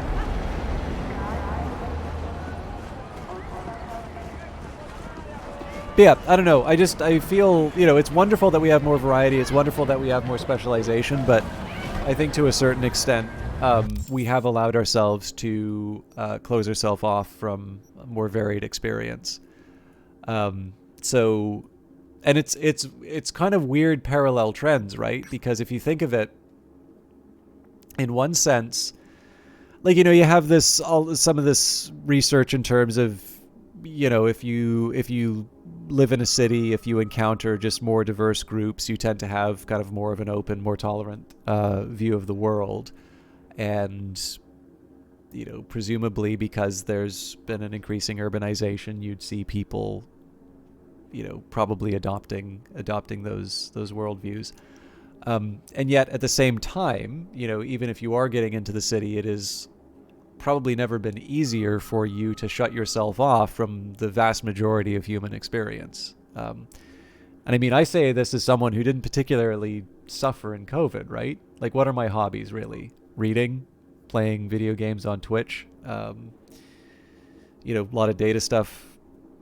You know, the only thing that really changed was I used to like reading and writing in cafes, and I just went to fewer cafes. I still go to fewer cafes now. It's probably better for my money, but I'm sure that money's been replaced with something like Uber Eats. But if any of you have good recommendations for actually, like, cooking for one without wasting all the groceries, my finances would thank you tremendously. But yeah, no, I mean, like, I say this not to sort of look down on people who are doing it this way, but, like, you know, if I just look to my own experience, right, like, I have to go out of my way to look for things that I disagree with. And the best example I can think of, honestly, is if you were to look at my Twitter follows, you'd probably see some pretty questionable choices. But, like, the one I look at, like, I always see stuff from the New Republic because I follow it. And the New Republic constantly frustrates me with its headlines and its titles. But I could find no more reliable indicator of what I would be hearing from my more progressive friends than,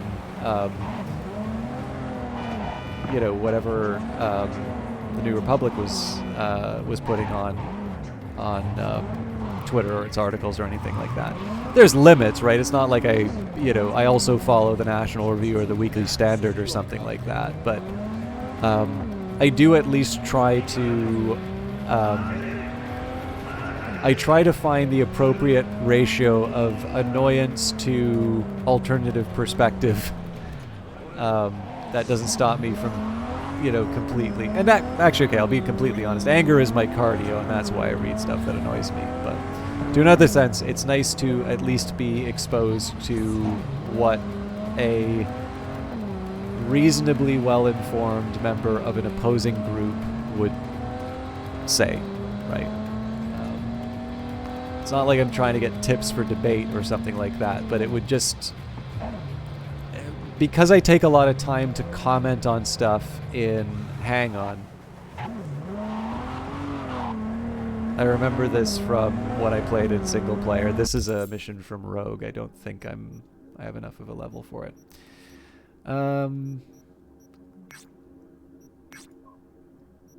Do maybe one mission in Santo Domingo and then I'll call it.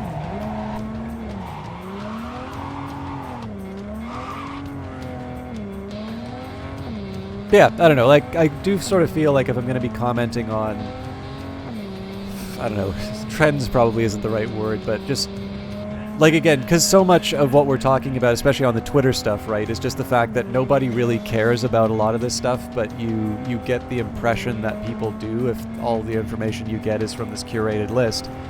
It's just nice to be able, if nothing else, to just have a slightly different list that has people who disagree with you on it. short of it becoming an exercise in masochism. Obviously, people who are jerks to me are not people I feel obligated to follow. But man, do they whine when they don't have the ability to continue communicating to you.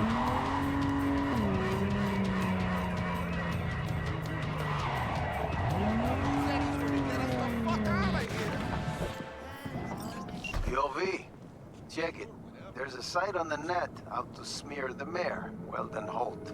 Well, the acting mayor, because, he's up for re-election or whatever. Yeah, politics, am I right? Mudslinging never stops. Not for a minute. Anyhow, my client wants that site sucked into the cold vacuum of cyberspace. Scan the brief if you need more info. Actually, thinking of all this election stuff in Cyberpunk 2077, for those of you who are still here, have any of you read Transmetropolitan? This is a comic by Warren Ellis. Agent Saboteur bring down propaganda machine slandering Weldon Holt, garage on Oak Street. Politics, only thing slimier than the thongs it licks. At least corpos usually tell you to your face how they're gonna screw you in the end. Fake smiles, impossible promises, shameless pandering. All foreplay till they fuck you in the ass and pay themselves for it with eddies out of your wallet. It's in their nature. And what's in ours? Blowing shit up. Just got such a gig for you this time. 6th Street's got a stiffy, Jefferson Parallels. So they have these servers pumping out anti-Holt propaganda. They see Parallels becoming mayor as the second coming of Abraham Lincoln or some shit. Here to unite the city with the NUSA. Naive gonks. TLDR, my client wants 6th Street's propaganda machine gone. Simple.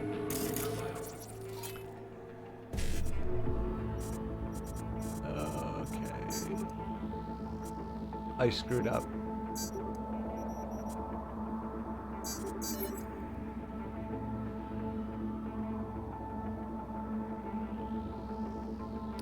Forward speech? Sorry, I don't, I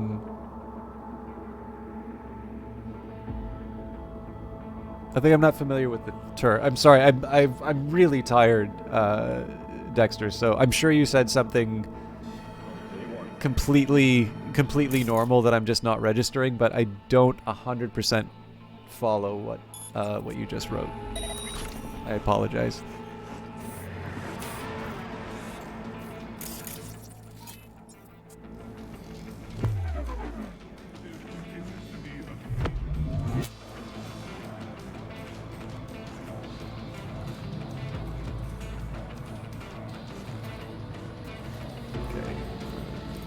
Cameras, so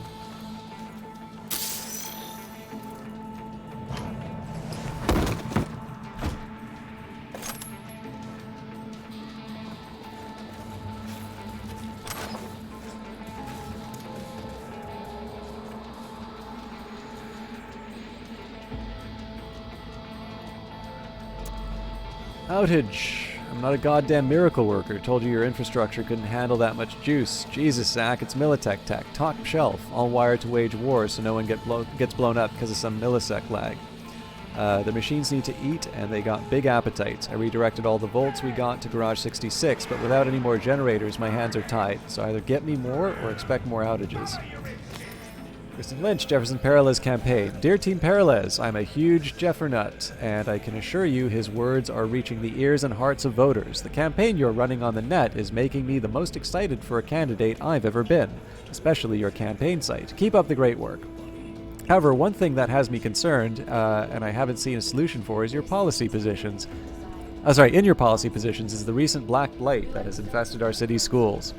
This issue is very near and dear to me, and I would be grateful if you would forward it on to Mr. Parallels. Namely, does he intend to stop this recent flood of illicit black market brain dances into our schools? Our children are being exposed to all sorts of disgusting and evil material at an age that is formative and critical to their personal growth into decent citizens. Now, I've done my homework, and I know the research has proven the addictive nature of BDs. In adolescence, sometimes it just takes one brain dance to get them hooked. As a community, we need to act now. We need a mayor who will think of the children before they grow up and fill the city with a mass of neurotic, lust-driven, hyper-violent animals. Best regards, Christian Lynch and Night City's #1 Jeffernut. I need your help. Dear Good Samaritan, I'm desperate for your help. My name is Lovisa Kakonen. I recently lost my job as custodian at Euro Business Machines because I was in a horrible accident last May. Now my implants are no longer compatible with my nervous system. I lost function in both legs, right eye, and left hand. Surgery is too expensive for me. My daughter is very ill, and my new body is blind and deaf. It is my dream to show her the world, but I know I cannot afford treatment for both of us. I humbly ask you for a small donation to buy new Kuroshi eyes so that my little angel can see her mother and sister for the first time.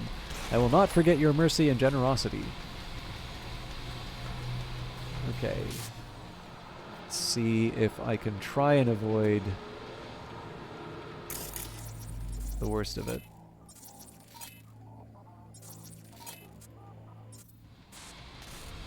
Oops.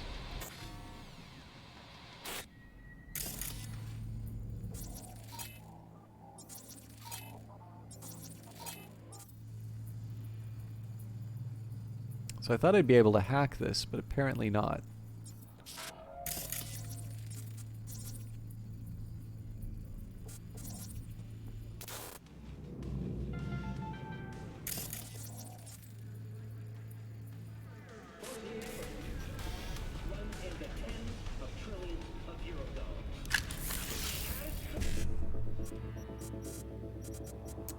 BD E9 255s, okay.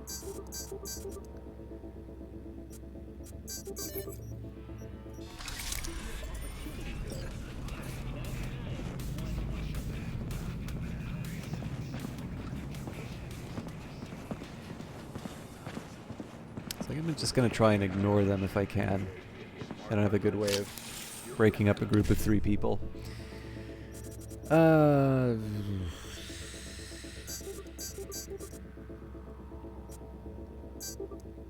Why do I not think before I do these things?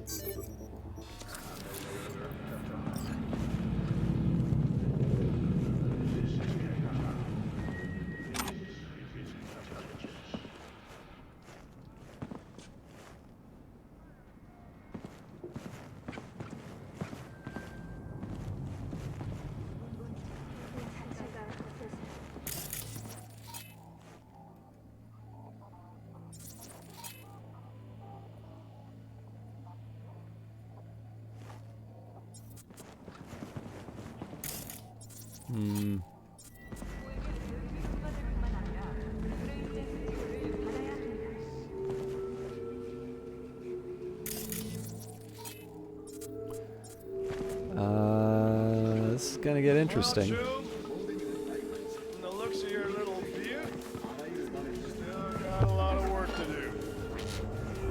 Great hell. Your mom's in better shape than this.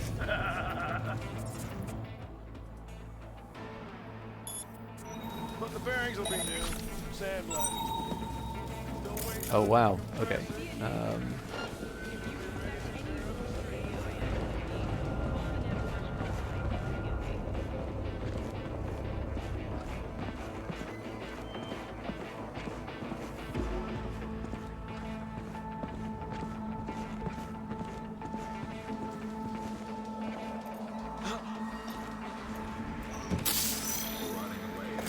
This is not going to be easy. NCPD, Anatomy of a Disaster. This won't be the kind of book that's full of eloquent phrases or elaborate metaphors. I'm not a writer, I'm a cop. Or rather, I was a cop before the mass redundancies. I'm not writing this for money or fame. I'm writing this because I'm pissed off and won't stay silent while the NCPD goes to ruin. Before you say anything, I know we weren't perfect. Night City has never been a safe city, but we tried. As God is my witness, we really tried to keep our city safe, even while we lacked the money, people, and equipment we so desperately needed. The mayor couldn't have cared less. He wanted to cut costs. Apparently, since the NCPD wasn't profitable, he said at a press conference, a day after 7 of us were killed by a cyber psycho in Vista del Rey, then why not privatize it? That's the very same day the NCPD was transferred into private ownership, all according to plan. Our new chief of police, previously the head of the data team sales department, cared about only one thing: money. He fired half of the force, cut down the number of patrols, and ordered those working the streets to drop everything and start writing tickets. It didn't take long to see the effects. The city's crime rate went through the roof, bodies clogged the alleyways, and sidewalks were painted red with blood. Meanwhile, the suits at Corpo Plaza... Sorry, 1 second. Excuse me. The suits at Corpo Plaza were popping champagne and celebrating. Why? Because the demand for private security services had increased by 1,000%.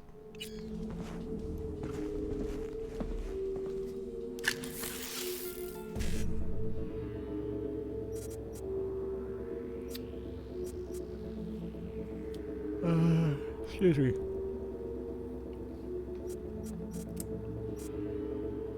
Yeah, so each of these wind up being traps because they don't give me the BD.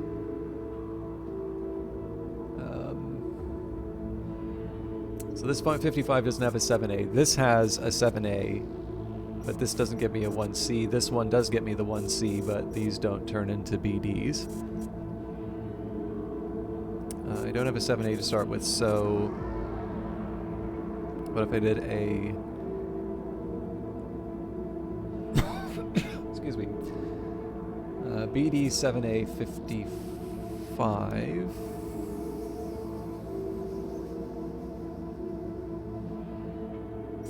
Seven A 1C. Huh. BD 7A 55.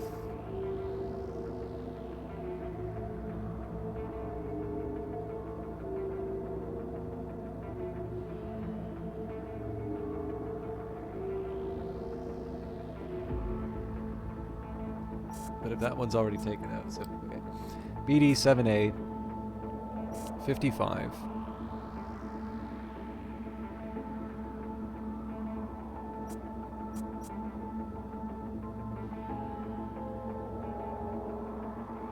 Seven A 1C, but this BD's already taken out. So I feel like there's something there. 7A.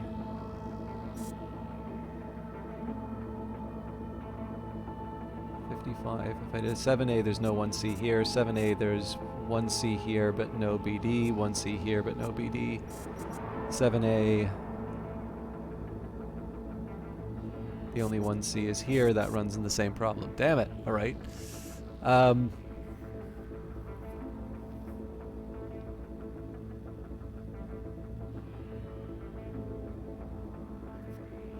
screw it. Okay, so I'm locked into the 55 there. Now I could do 7A, 7A, E9. And that just loses me the V3.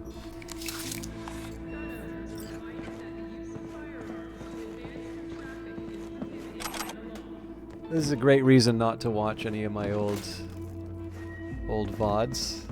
Because I'm pretty sure with even just a full night's sleep, I will look back at some of these choices and say, it was obvious. Okay, I'm a little worried about the ability of this sniper to see me. I don't even remember if I have the... Ah! Alright, boring conversation anyway. Retreat! I definitely was not expecting to do that. Also, these guys seem a lot tougher than the last units I've gone up against. For the Union!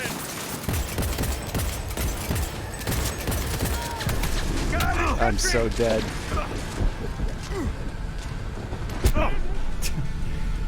Oh my god, that was bad across several dimensions. I think the worst one was I had thought for some reason I had a double jump. But man, yeah, I am absolutely not equipped to take on these guys.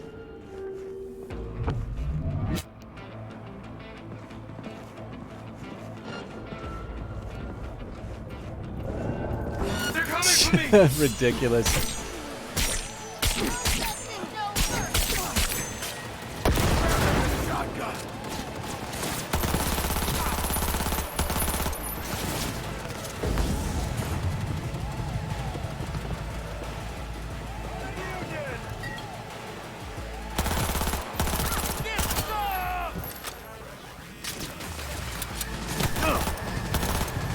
probably equip.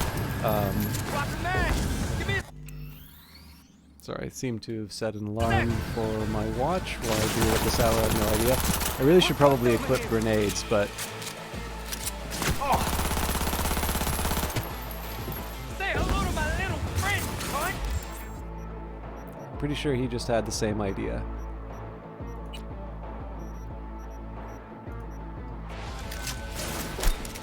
Flank! Flank! Got it!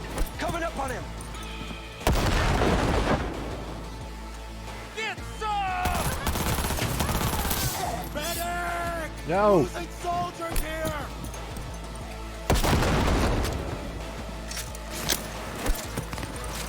Get the fuck out!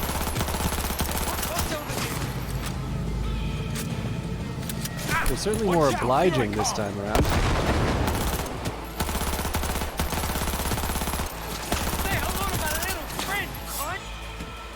I really don't get why I keep switching to this.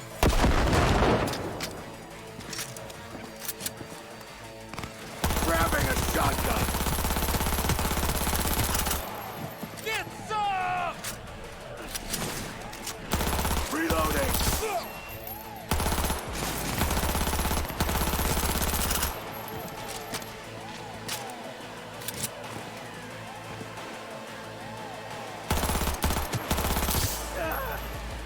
We're fucking screwed!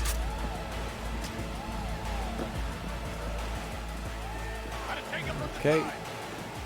I was thinking that I might be able to try and get a flank, but those guys are going to be a problem. So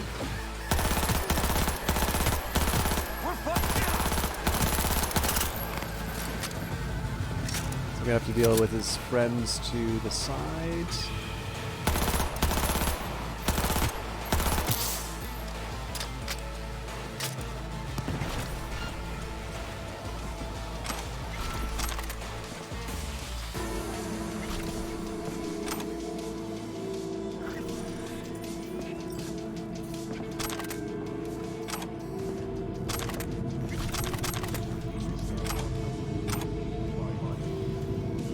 Okay, so the lesson learned is just wait for the enemies to all go up single file.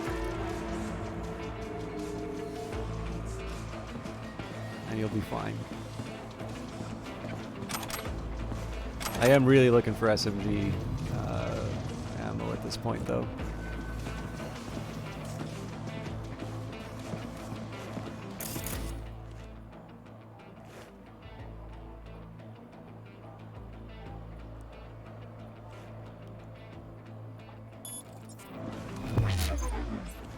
Something sees me. Oh, for heaven's sake.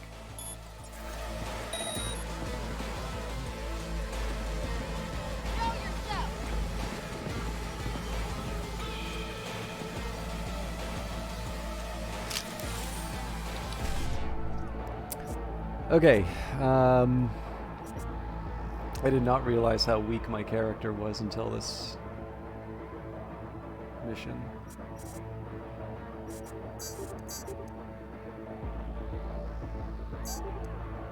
So if I'd been thinking, I probably should have looked for the 55 opportunity, but I don't have it, so I can at least get the 1C though.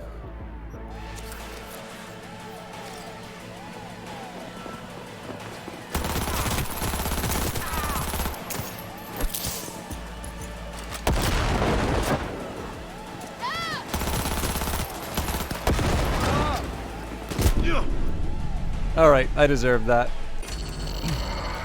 I think I'll probably load on that hack, though. Unless it doesn't let me save in combat.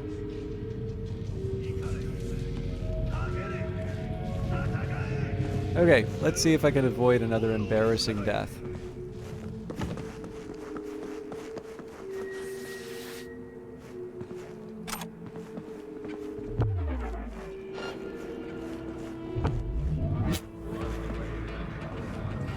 Clearly not gonna work. Ah!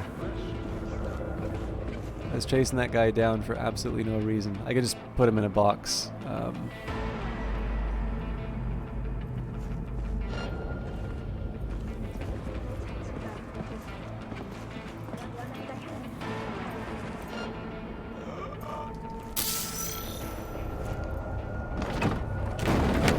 discouraging.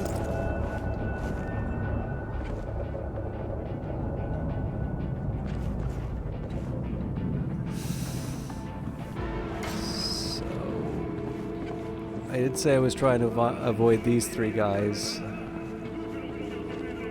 I need to at least get close enough that I can try and take these two out. Or alternatively, to somehow get the drop on the sniper.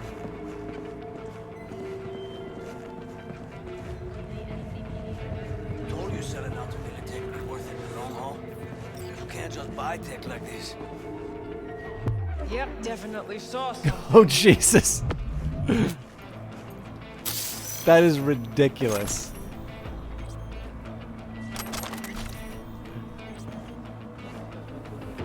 Also hilarious that were. Oh my god, I cannot believe I got away with this.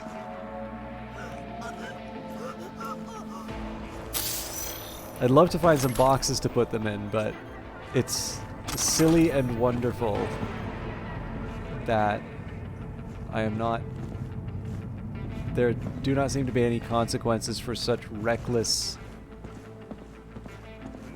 moves. Again, I do have my invisibility, but I'm trying to approach this how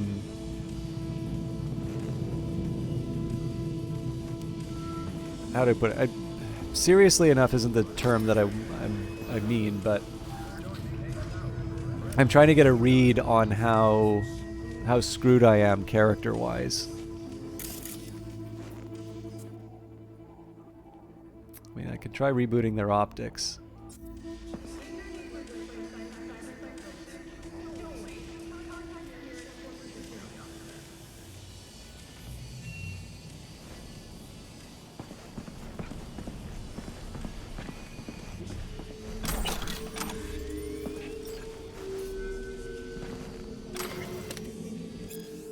That Kang shard, figured it out. What's on it? Schematics. Iron, smart iron, prototypes, already checked, not on the market.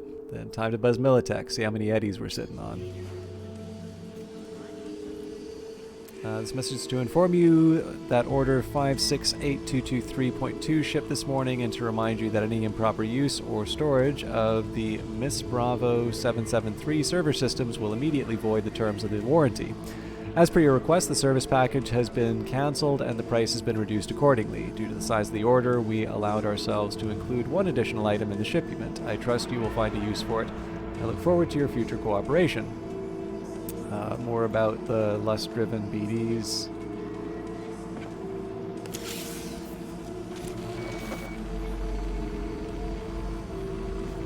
This is going to get interesting in a minute. We nailed one ass over to the wall. Sorry, Johnny, but I don't have time for your little anarchist revolution. I didn't mean to skip. Just... Yeah? Well, it'd be easier than slicing heads off a fucking Hydra. One more reason this city could use another Let's nuke. get it over with.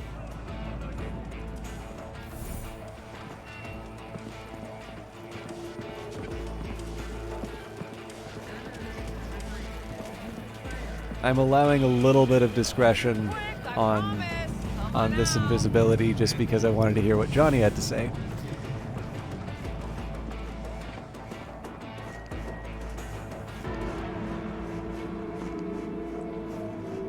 But yeah, obviously a tremendously sloppy approach to the job, but we got out of it, and it does tell me that I should maybe reconsider whether or not I'm did it, V.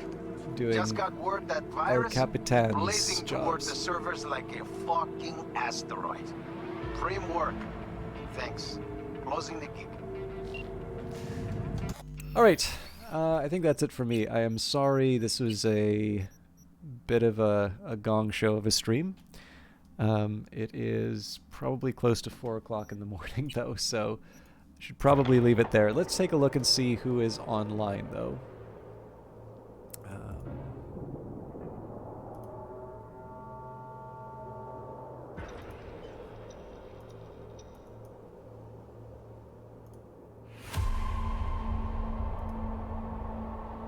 I don't think I see anybody I know on. Well, no, that would make sense if it's 4 in the morning.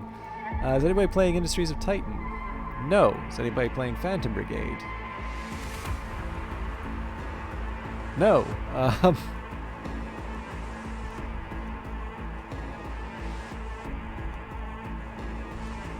Alright, I feel very bad about this because Durillion was so kind to give me that host, obviously a larger channel than my own, and it would be wonderful to pass it off to other people, but I got nothing. So, thank you everybody for hanging out. Broad plans for the week. I have quite a bit. Dexter, thank you very much for the follow as well. So broad plans for the week. I have... Well, some of you will know, I actually had to record... Not only did I have to record the YouTube video for Friday on Thursday, I had to record it... I didn't have to record it a second time, but I actually had to load it into Final Cut Pro and extract the dialogue, because the original thing I uploaded didn't have my voice. It just had the sounds of Cultist Simulator. So I want to lock in those videos. I have a paid thing I'm doing for somebody that I have to have done soon. I know a lot of you will probably be very happy with it. So if I have last minute changes I need to do that, I may have to skip Monday's stream. Assuming that that doesn't happen, we'll be back to Terra Invicta. Wednesday, as much as I love Industries of Titan, Phantom Brigade's getting its 1.0 release, so we will be covering that for the next little while. There's a lot that's been added to that game since I covered it last, so I'm actually really looking forward to sharing that with you. But Phantom Brigade's coming out on Wednesday, or well, coming out Tuesday. We'll be doing that on Wednesday. And for those of you who've been waiting for it to arrive on Steam, now is your time. It is the 1.0 release. I don't know if there are future plans for it after that, but there's quite a bit in there, so I'm actually really looking forward to it. As for Fridays, Cyberpunk's been my I'm tired and I don't want to think a whole lot game. So we may be back to Against the Storm. We may move Against the Storm onto Mondays, but I know people like Terra Invicta. But that's the overall plan for next week, just keeping in mind that the work situation is getting a bit, I don't want to say fraught, but it's tough. And so if I need some time, I may do a later stream or just otherwise try and get some rest because I really need it. But no point in making this a longer goodbye than it needs to be. Thank you all for watching. Thank you for your follows, the raids, and all of that. I hope you have a good evening. I'm sorry I don't have anybody to send you off to. Have a good one. Bye.